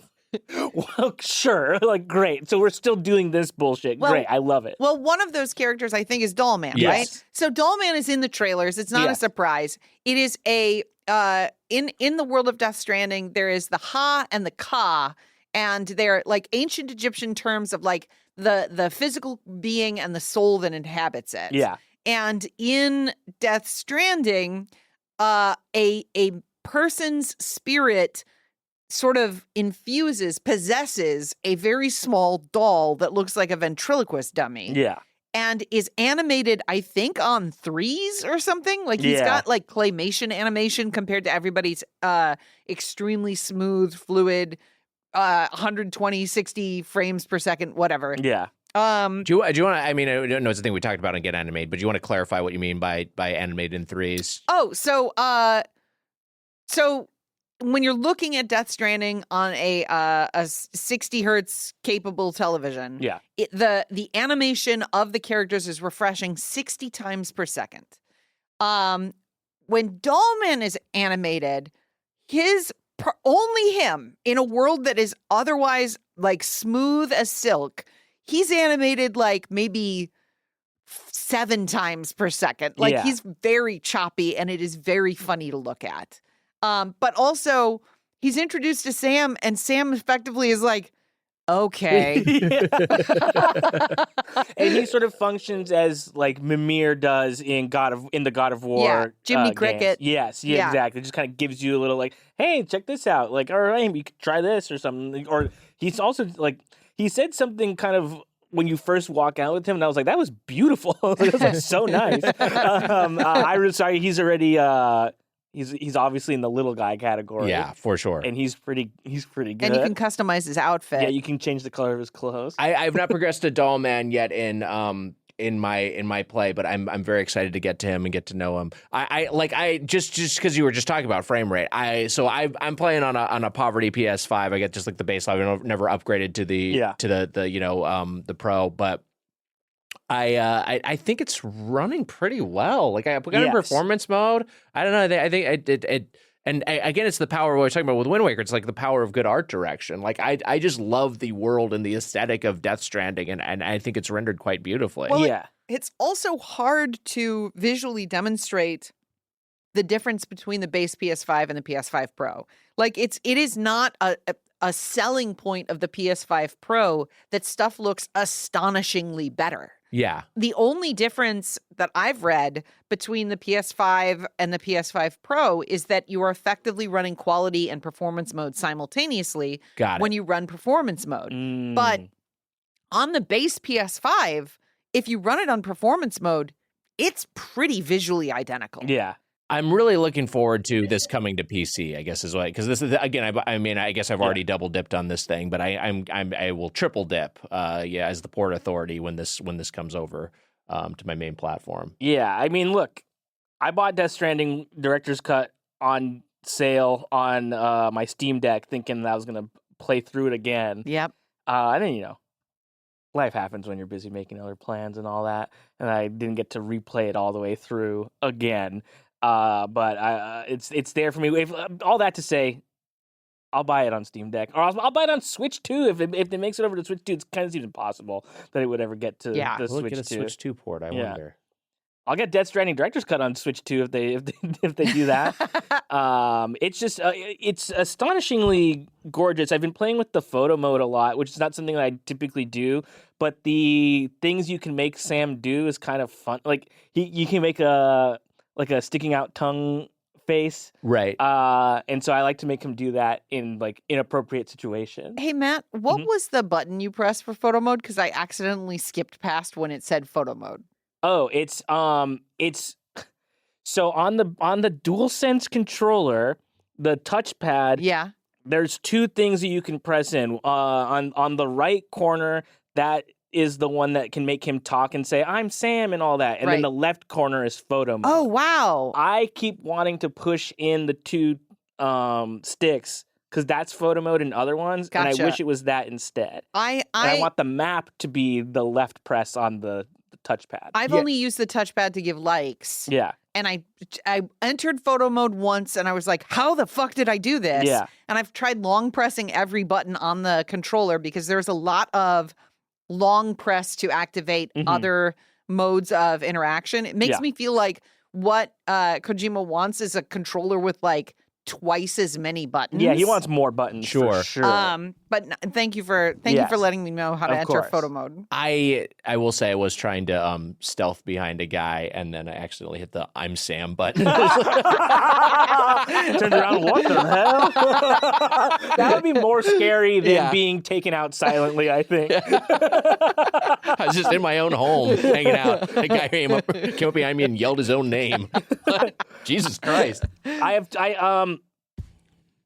I want to say something about making deliveries. Let's go. Wait, just one quick control thing.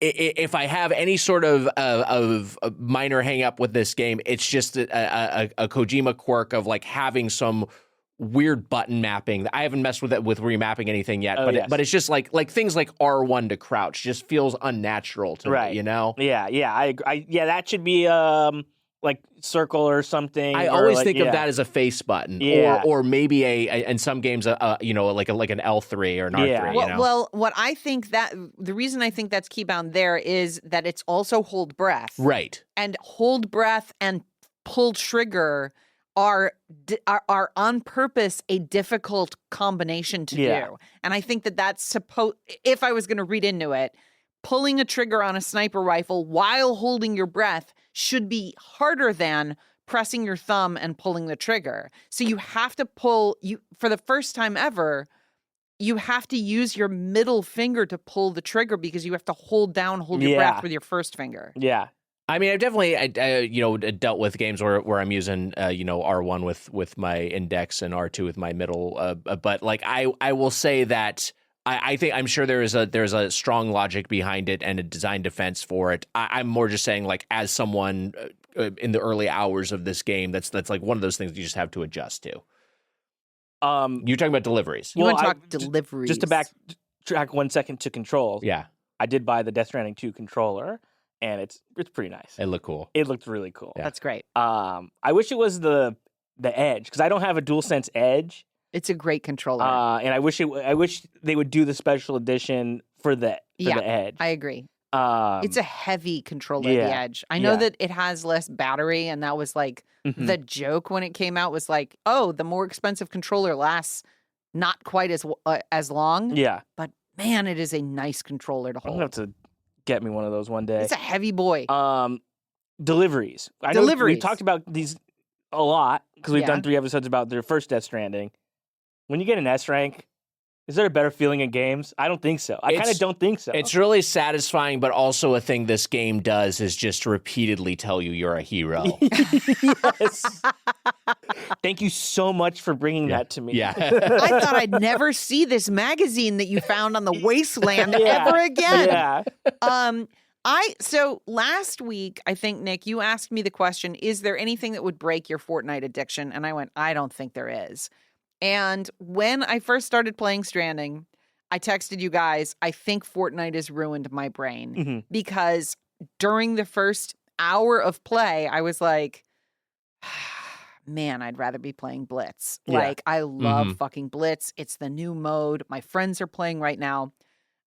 Into the second hour of Stranding, I was like, oh, fuck, this has its hooks in me again. Yeah. I just want to fill up all the stars. Yes. I want to, like, build out the chiral network. Like, I don't know why the gameplay loop is so satisfying when all you're doing is picking shit up and bringing it somewhere else. But it Yeah. is so good. I like to see something on my path, like Yeah. a discarded, piece of cargo or something, and be like, I'll toss that on my back. I don't give a shit. I'll take that with me. Well, look, Death Stranding definitely unlocked that. The thing I love about a game like the aforementioned Breath of the Wild is not so much combat, but traversal and exploration. Mhm. Like that's what I'm really connected to it. And I mean, it's great walking around, but I also think the design team has figured out something at like a primal, like lizard brain level of just like the incentives that are presented for delivering something and delivering it well is just, it kind of just feels like a really pure version of gameplay, if that makes any sense. Yes. It's like there's very few. It's. I mean, it is abstract because you're within this world with its own rule set and its own lore, but it's also like very directive. Like, take this item to this location is like it's like that's like a baby activity. You know what I mean? Yes. But yes. but it's like so satisfying to achieve. And you're also the risk reward that you're playing with on a personal level of like, I mean, at least for me, the threat of games is how fast do I want to move physically versus how much am I willing to risk what's on my back. And then additionally, there's a thing over there on the map that I've scanned the world for with my autorec, and I can see that there's a package like 200 feet out of the way. It's nearer to an enemy. Mm-hmm. I do want to pick it up. I know that it's only going to get me like 15 more likes. So I want to run to that package, which risks damaging everything that I'm currently carrying. Yes. And all of that like calculation, all of the like the gymnastics that you're performing in your head is also satisfying. Like, it's good to do it. It feels good. And it also like rewards like caution and patience. Like it's like walking on a tightrope, right? It's it's like it's a pretty, I'm not simple in terms of what the skill required, but simple in terms of what the activity is. But what's engaging is like how focused you have to be on it, and like you can't rush it. Like you can attempt to rush it, but at your own peril. But it's also interesting too because now with the refined stealth system in this game, if you have too much stuff on your fucking back, they'll see you. I love that. It's so funny. It's so funny to be crouching in the tall grass and have like a gigantic stack on top of you. It's so like you have to then sort of like either plan ahead or have something that you can then build. Yeah. I did this recently. I was like, I brought a thing that you can build a structure with, and I then put stuff in storage so that I can go stealth, and then I went back and I got the stuff that I put away. Yeah, once you get PCCs again, I was like, oh yeah, right, you can build I'm already stumbling upon users built structures, which is a big part of what's fun about this game and a big part of what's engaging about it. But it was like, oh yeah, I can build that. I can build stuff in the wild, and that's just like, again, opens up a huge part of it. This seemed new to me. It's just been a while since I've played Death Stranding 1. On the field now, you can see like the little signs that of people that are like just leaving signs or warnings or things like that. Let me tell you, I'm liking all those signs. I'm liking every single one that I get. I love doing it. It's very fun because the sound is good too. When somebody likes something you've left behind, you have a small window to like back. Yes. I put like just a thumbs up sign somewhere, and then people were like, I was like, man, this made me happy. Or like when you use somebody's ladder or something, or you use somebody's climbing rope, that's always great. And I could be wrong. This one does seem new to me. And before you go into it, just in case you're a listener and you haven't played Death Stranding, the way that it works is you can build structures in your game they will appear in other people's games randomly. The more people who use those structures or like those structures, the more worlds in which those structures will appear. So if you place a bridge well, then it is more likely to be instanced into many, many other versions of everybody else's game. Whereas if you place a bridge poorly, nobody's going to cross it, nobody's going to like it, and it's not going to show up. It's a multiplayer game by way of a single player game. All your interactions with other users are indirect. They're playing their own version. But yeah, it can be populated. Your world can be populated with their items and vice versa, and structures and vice versa. Yeah, I mean, just going back to the first game. I think people who got deep into Death Stranding 1 all had the experience of building zipline networks and roads and just all this infrastructure. But like, I still like I just think back with so much a weird amount of pride of like the zipline network I built because one of them got like thousands of likes. And it was just like, oh man, that feels genuinely rewarding. Well, it's the same as like it's the same fake thing that you get when you had like a tweet go off. Yeah, sure. Back in the day when you're like, oh wow, this got 200,000 likes or something. This is crazy. What the hell? And then like you show it to somebody and who's like actually smart and impressive. It doesn't fucking matter. It's like you can't. Anyway, this MF really wearing Crocs in church gets like 17,000 likes. You're like, hey, I did something. So what? You didn't do anything. Yeah. Your like wife went to work all day. You sure of this? So having this conversation then reminded me of a second thing that I do think is new, which is when somebody walks the path that you walked. Did it in the first one say something? It says something like, such and such player walked your trodden path.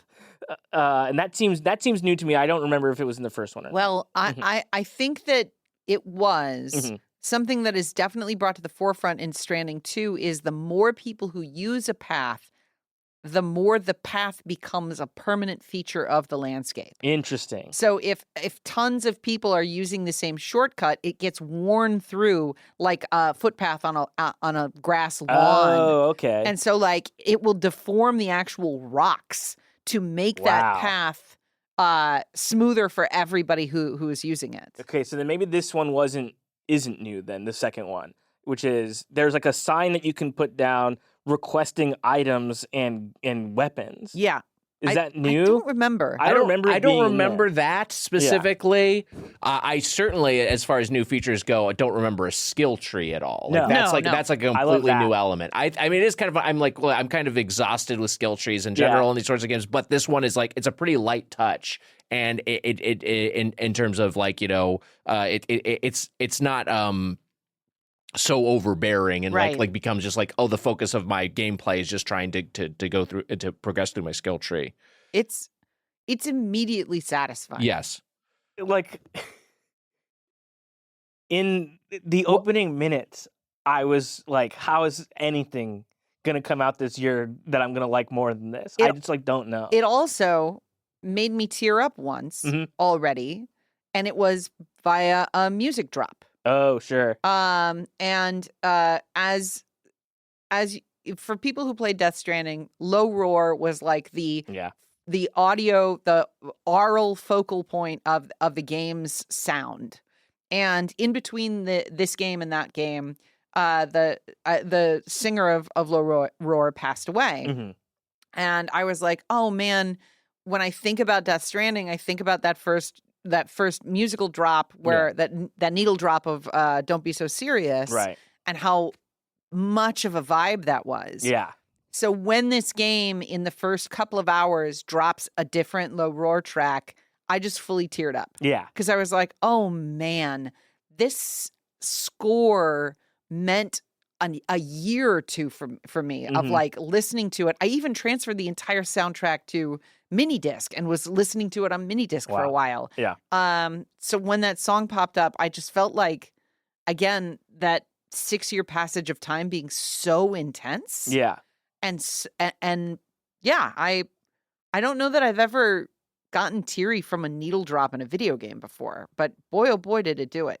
Yeah, I clocked that as well and was just like just thinking about how much time we spent like playing the game and just listening to that music, going on walks like during the Yep. pandemic, listening to that music. Yeah. You know, but the music in this game too, by the way, is fucking fantastic. It's phenomenal so yeah, far. I mean, the scoring, Ludwig Forsell and Woodkid as well, collaborating in various capacities, and yes, just a bunch of other, like a soundtrack with a bunch of discrete songs from a number of artists that just pop in at various points. They talked during the premiere event that Matt and I went to about how the score responds to your gameplay. Like if you are following the path that is directly toward your goal, like you'll have more layers of the song that are playing simultaneously. You'll have the drums, you'll have the violins, you'll have the chorus. And if you deviate from that path, maybe it'll settle into just strings. Like it'll pull out just that track of your like 16 layer audio track.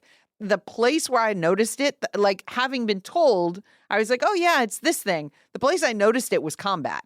Yes.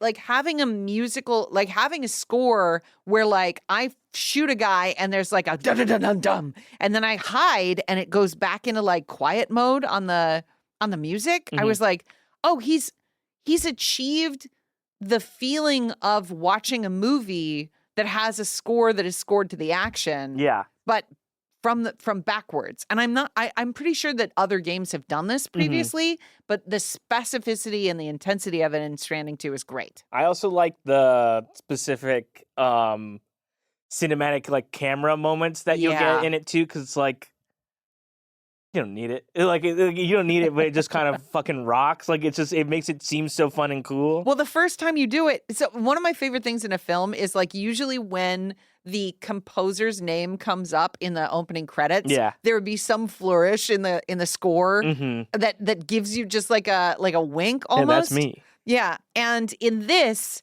when you're given the choice to do aerial camera mode, and like effectively like IMAX cinematic mode, the camera pulls out in that introductory moment, and that's when you see Kojima's name across the screen. Like, that's fucking great. It rocks. It's really, really great. The one thing from the previous game that I still do not like very much is BTs. You're scared of them? I'm scared of them, and I don't like it. They're actually they're pretty scary, actually. I mean, you're not supposed to like them. I don't like them. I don't like having to deal with it at all. I kind of like I don't need them in the game to enjoy the game. If they weren't in there, I would still be like, this game is still really good. Wasn't there a moment in Stranding 1 where a BT gave you a like and it was really unsettling? Yeah, I didn't like that. Yeah. But I think that starts happening. I feel like that happens, just starts happening more as you get into the late game, if memory serves. I don't know if it's, maybe it was a one-time thing, but I feel like that's a thing. You reach a point where BTs just start liking things that you've done. I can't remember what it was exactly. I do think though that this game sets you up to handle them more effectively sooner. Yes. You know? So like while I've encountered them and died in the same spot that you did on normal, they're not as challenging, but it can depend on your loadout. You could not have enough. Yeah. You should have seen me when I had the chance to add extra ammo pockets, to my fucking so I could have more grenades and stuff. Because grenades are the quickest way to dispose of them, but they take 3, and each grenade pack has 5, and I'm like, I'm not carrying enough of these. Yeah. But you can upgrade your backpack, Nick, pretty rapidly into the game. Yeah. Where you can add extra pouches. And I liked it because it reminds me of the Resident Evil 4 briefcase. Yep. You visually have to align things on the Velcro portion of your backpack and prioritize what it is that you want to carry on the outside of your backpack, not in your actual cargo. Yeah. And you're prepared with this first by you can design your backpack and put patches. But if you have a patch somewhere, you can't put a utility thing there. So you have to then I had to like strip all the personality off of my backpack. No, I mean this was a thing that was in Death Stranding 1, and yeah, I do absolutely like making those choices of how to arrange things, how to Tetris it, and sometimes you get that thing where you get like that maddening one occupied square. You're like, God damn it, I can't quite jam everything in here. And that's where you put a patch. Yeah, that's where the patch goes. I had put because like one of the patches, there's like little pictures or like one of them's like bridges or whatever. But they have like blood types, and I was like, I'm gonna put my blood type on my backpack. That's kind of fun. And I had to take it off. I had to look at it. I like forgot what it was. I had to like look I had to look it up. I'm sorry, man. That must have been painful for you. It was pretty easy. I have a little card in my wallet. I also put my blood type on my backpack. Why not? Why not? I put the Bridges logo because I was like, I want a retro backpack. Yeah, I put the Kojima like Luden thing on it or whatever. I put a bunch of Yeah. You should have seen the patches on my backpack. It was going crazy. I like that one of the baseball caps you're given pretty early in the game is also Kojima Productions. We got to talk about the fucking baseball cap for just 1 second. All right, let's talk about the baseball cap. Because you could either experience the game and in immersive way by just leaving Sam as like a default, like how he looks. Right. Or you can give him a hat and sunglasses, and you can turn the hat backwards and basically just be playing the Norman Reedus game instead, and just look how he always looks all the time, which is cool as hell. It's really funny. But at the premiere thing, Kojima pointed out that you could turn the hat backwards, and it got a big pop from the audience. It's extremely funny because there were hat and glasses in Death Stranding 1, but yeah, you can do that, and I can't remember if you could pop the glasses in Death Stranding 1, but you can do that in Death Stranding 2. Yes. But I mean, I just like the hat that says "Why me?" Yeah, I like that. I like wearing his sunglasses and the cap. I will never, ever, ever play this game wearing the cap forwards. Absolutely not. There is a slight benefit to wearing the cap. Also, it has slightly better stamina increase. A gameplay mechanic I haven't figured out how it works yet because it's early enough in the game. Is that Sam gets sunburnt. Oh, yeah. And you know that he's gotten sunburnt because when you're in your private room, which is like your sort of reset point in these games, when you're in your private room and you go to sleep and you wake up the next day, it'll give you a status update on your sunburn, which is never introduced by any character. It's never like, hey, look out, Sam, you might get sunburnt out there, so be careful. Yeah. You just know that your sunburn is healed. And that's how you know that you had a sunburn. Interesting. Yeah. And there's not a way to put on sunscreen. Right. There's not a mechanic for that. You can still piss and shit, though. Yeah. But you don't see it, and you don't get to pick anymore. Well, they've nerfed pissing and shitting in this game. Unplayable. Well, can't you piss out in the field? You can piss out in the field still. I haven't tried it yet, but I remember. Keep telling me my bladder's empty. It was the first thing I wanted to do. Take a big piss. But if you pee on the tar, doesn't that also hurt the things? It does. Yeah. Yeah. I don't think they've included you taking a dump while an ad for Norman Reedus' motorcycle show plays anymore. No, that's not in there anymore. Yeah. But he drinks this tea now. He doesn't drink energy drinks anymore. He drinks like a canned, like a sparkling canned green tea, and I want it. I want to try it. It looks good. I like the porter beer. I want to try the porter beer. Yeah. Yeah, that's a thing they should just make. Yeah. But I'm really enjoying my limited time with the game. I'm very excited to dig into it a lot more this week, and I think it's what a fucking video game. I like it could always lose me later on, but I just don't think it will because I love Death Stranding the more I played it, and Death Stranding 2 just feels like an iterated upon improved version. There are outlets that have had the game for some time and have completed the game, and I mean it's getting like 9s and 10s like across the board, which is not to say that it's going to keep us necessarily, right? Like we could always differ from the review consensus, but given that really the first one got good. like 8.5s and some 7s, which playing it I was like, how is that possible? Like, how could you not get this game? Well, it was so singular that I think there was going to be a backlash because it was just like people are just like, what is this? What am I playing here? But I'm sorry, please finish your point. But the fact that that it has retained all of those elements with some quality of life upgrades, and people are now reviewing it as 9s and 10s across the board, makes me really excited to get into the late game and find out where the story goes. Yeah. When's the last time this happened, where there was kind of like a muted or mixed response to a first entry, but then over time people all kind of came around on it, and then when the second entry comes out, people were like, "Oh wait, yeah, this is fucking great." Demon Souls. Yeah, that's yes, that's a great poll. Like nobody gave a shit about Demon Souls to Dark Souls, because Yeah. Dark Souls is universally well regarded, but Yeah. Maybe that is it. I want to get back to it so bad. I know. I can't believe I did this fucking podcast. I know. I love it so much. And I changed my ringtones. They have like ringtones on like the Kojima Productions website Wow. that are not the sounds that I want, Oh. but it's the sounds from your ship, the Magellan, and it's really good sound. Yeah. So my phone sounds more insane. Can't wait to get to the ship because this is like again, I'm still in the prologue, but it's giving me Mass Effect like vibes from what I've heard. The ship is good. Yeah. Ship is great. Yeah. I have to bring this up because we talked about likes, and how good that feels, how good it is to get a like. Yep. From other players in the game, from other characters and things like that. And Yep. giving likes feels good as well. Yep. Sam's got this new ring. Yeah.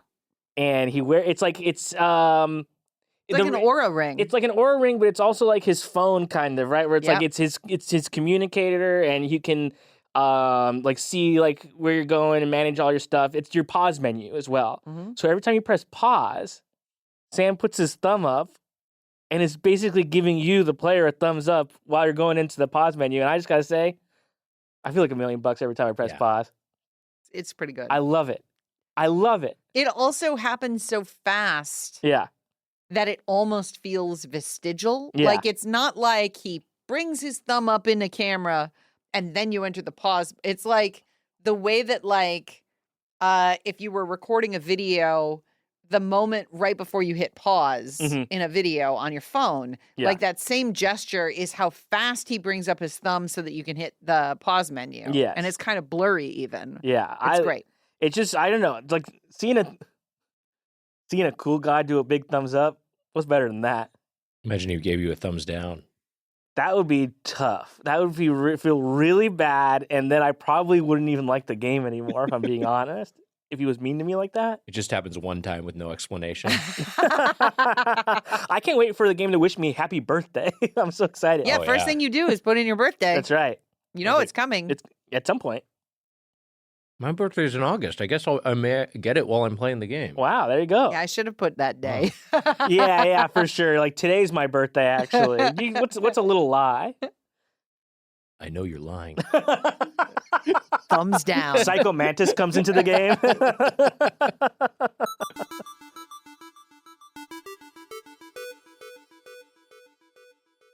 Well, Death Stranding 2 on the beach. First impressions. There was no need for me to say that.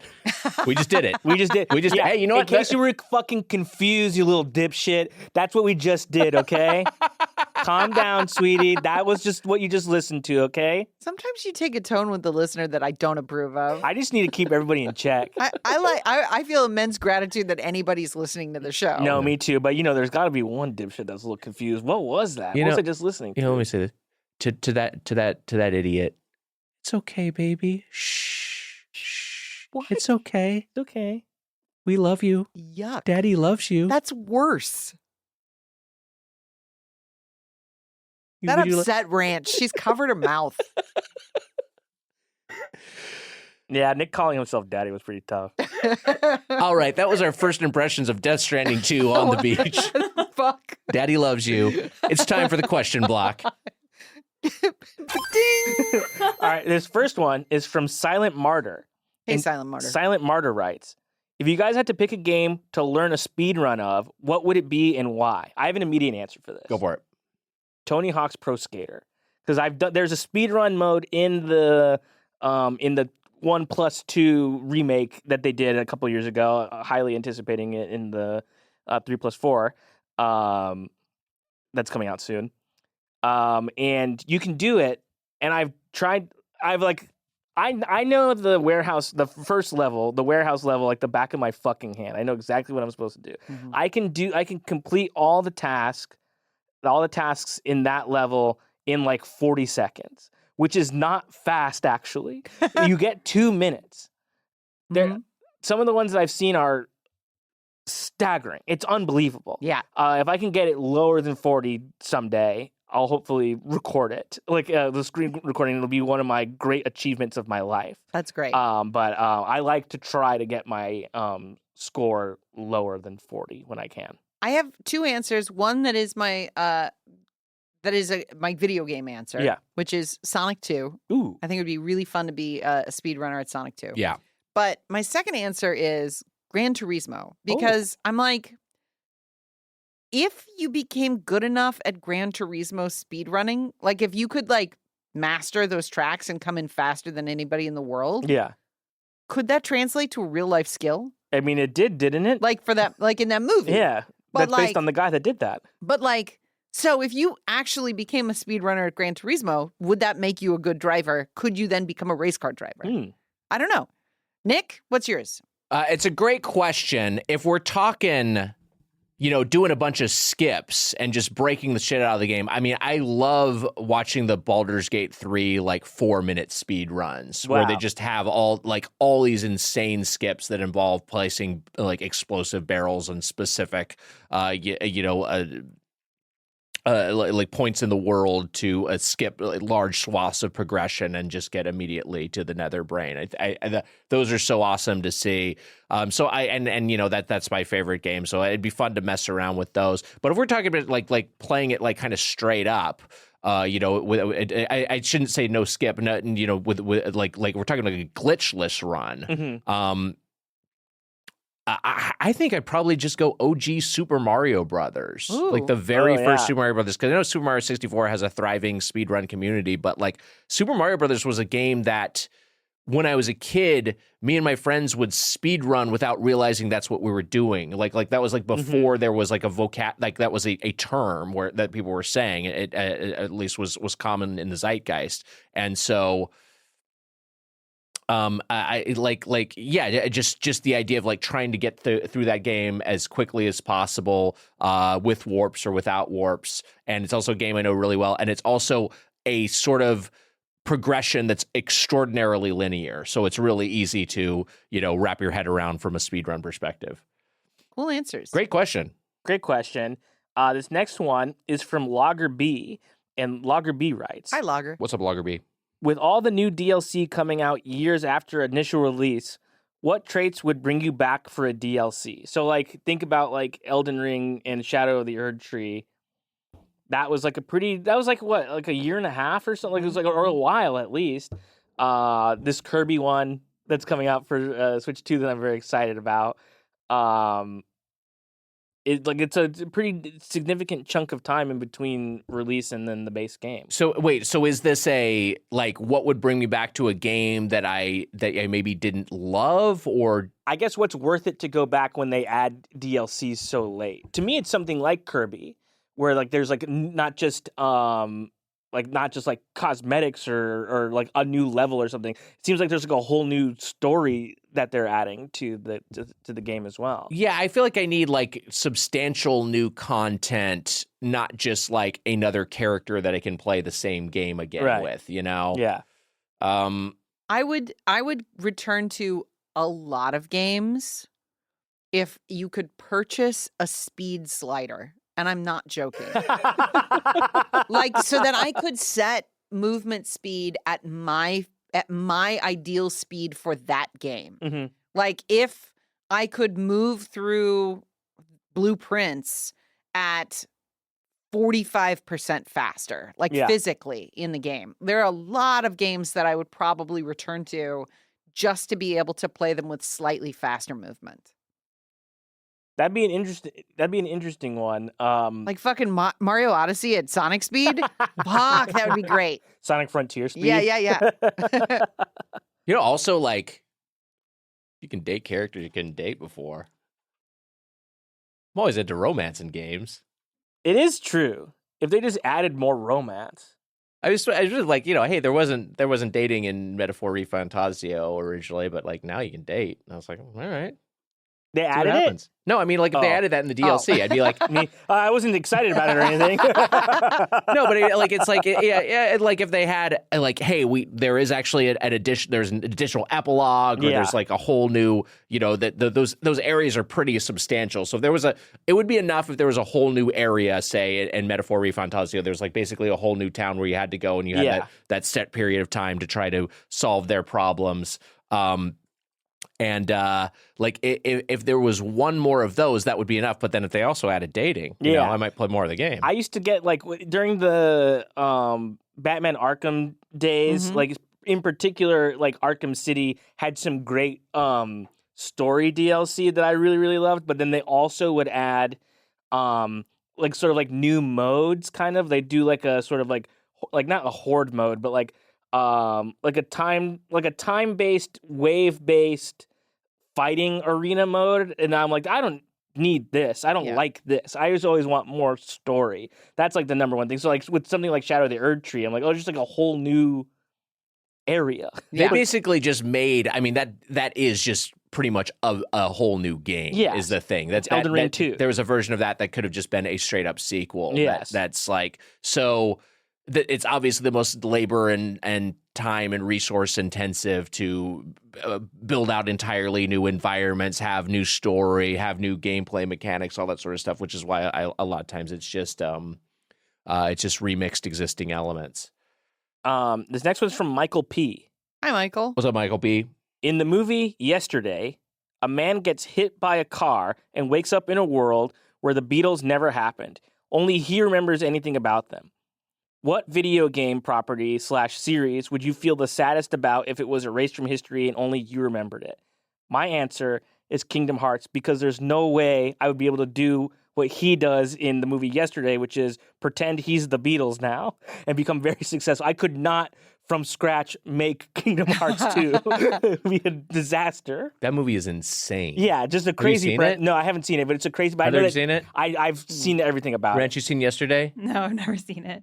Danny Boyle, right? It's a Danny Boyle movie. Yeah. It's an unhinged film. Yeah. Because he's a little kooky. Oh, I love Danny Boyle. I absolutely love 28 Years Later. I mean, I think it's I like liked it too. He's a fascinating director. I love that he's always trying new stuff. I love Train Spotting. I even think T2 Train Spotting is pretty effective. Love a movie like Sunshine. Did he direct Steve Jobs? Yes. Yeah, I yeah, love Steve Jobs. Great. I mean, like he's a fantastic director, a true auteur, who makes bizarre choices sometimes, and that's part of what's fun about him. But Yesterday calling a separate movie T2 is so funny. Yes, Yesterday is insane. And I mean, I guess I shouldn't spoil the ending, but I do know what it is because I looked it up because I was like, I'm not watching this. This seems crazy, and then it's crazier than I thought. It feels like this movie's going to go towards like, okay, at some point we're going to go back to. He's going to come back to our reality. He's going to make that choice, or he's going to wake up from a dream or whatever, and like he's going to be like, hey, all this success that I'm having is completely unearned, and although I am sharing their music with the world, like by me claiming credit for it, that's a weird thing. None of that happens. He's just like, oh yeah, this guy's he's a big hit musician now. He just like famous wins. Guy is cool. Like, what is this trying to But say? It also, I mean, the ending is so crazy. Well, there's a scene where he goes and meets an old John Lennon. Yes. And old John Lennon just is like a you know, like kind of a hermit who like lives in a beach and like creates art or whatever. I don't remember exactly what it is. But then he's basically indirectly, because he doesn't understand that he lives in a different reality, he lives in an alternate timeline, but indirectly kind of like it seems like he's thanking this guy because he gets to be alive. I was like, what? But doesn't it end too where then like it sort of like happens again? Like he mentions something about like Harry Potter and nobody knows what it is, and it's sort of like, not again. Like he's gonna do that now too. Like the most successful man on earth is the Beatles and also Harry Potter. Isn't there also a line about how Oasis doesn't exist because the Beatles didn't exist? That's actually a good joke in the movie. Yeah.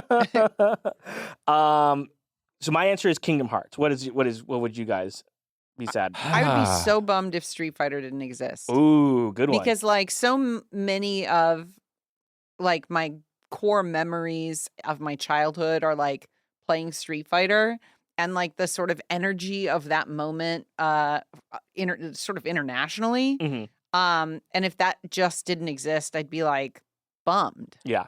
That would be mine. And I couldn't make Street Fighter. I could describe it. I'd be like, that's two people fighting. That's easier to describe to somebody who knows how to make video games than somebody trying to explain the totality of the Kingdom Hearts series. Right.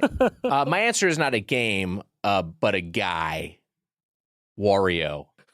If Wario didn't exist, but Mario still existed, that would drive you mad because it also means Waluigi doesn't exist. Yeah. And also, it's just such a great, like, it's like the evil Spock of our age. It's such a great shorthand for describing, like, the villainous version of something that's virtuous. Yeah. And so a world with no Wario sounds like a nightmare. You say, I'm a Wario, I'm gonna win, and no one would know what you're talking about? Yeah. And then there's What is wrong with you? absolutely no friction for Mario whatsoever. So yeah, Wario is my answer. I guess if you make me pick a game, Honey Pop 2 Double Date. Okay, that's this week's Get Played. Our producer is Rochelle Chen. Ranch, yard _ Sard. Ranch, you streaming anything these days? Yes, I am playing Silent Hill 2. How's that going? It's going slowly, but I really like it. Let's go! Hell yeah. My boyfriend! In my restless dreams. Wait, you were playing some Balatro too, weren't you? I don't know if you were streaming it, but no, I was playing that on the plane here. I it's off my phone now. Our music is by Ben Prunty, benpruntymusic.com. Our art is by Duck Brigade Design, duckbrigade.com. Get Played merch at kinshipgoods.com. Link in the description. Also check out Get Animate, our sister show on Patreon. Matt, what are we watching this week? We're finishing up Gurren Lagann. This is the end. It's the end of the Gurren Lagann. And I'm not sad because I watched it. I'm sad because it's over. I loved it. Gurren Lagann, as it stands right now, one of my favorite shows I've ever watched. It's a triumph, and I think it lands the plane successfully. Absolutely. Or, maybe it doesn't. You got to tune into the Patreon to find out. I think I think it can spoil that I really was satisfied with it, and I'm really, really glad that I watched the show in totality, and I'm really happy that people have been checking out our series and chiming in with us over at Get Animate. So check that out at patreon.com/getplayed. And hey, you know what got played this week? The last 6 years of our lives.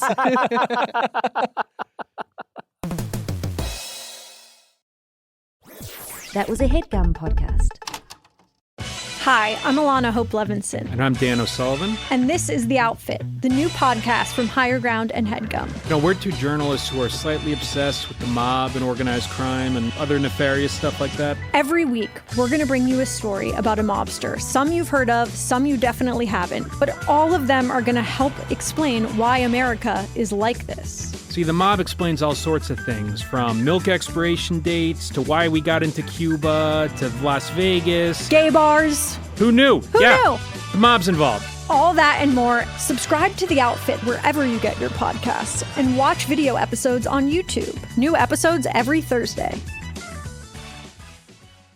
What's up, everybody? I'm Kyle Mooney. And what's up, everybody? I'm Beck Bennett. And man, we got something to tell you. Oh, yeah, we definitely do. Yes, it's a brand new podcast on HeadGum. That's right, and it's called What's Our Podcast? Yep, and that's because we don't have a single idea what our podcast should be about. Yeah, we don't. So we actually have guests come on, and they tell us what they think our podcast should be about, and then we try it. Yep, guests like Mark Maron, Jack Black, Brittany Broski, Kate Berland, Bobby Moynihan, Meg Stalter, and Tim Balls. Landon Axler, Joni McGrease. Reese, and Dender. New episodes release every Wednesday. So subscribe to What's Our Podcast on YouTube or any of your favorite podcast platforms. Yeah. I'm going to go do it right now.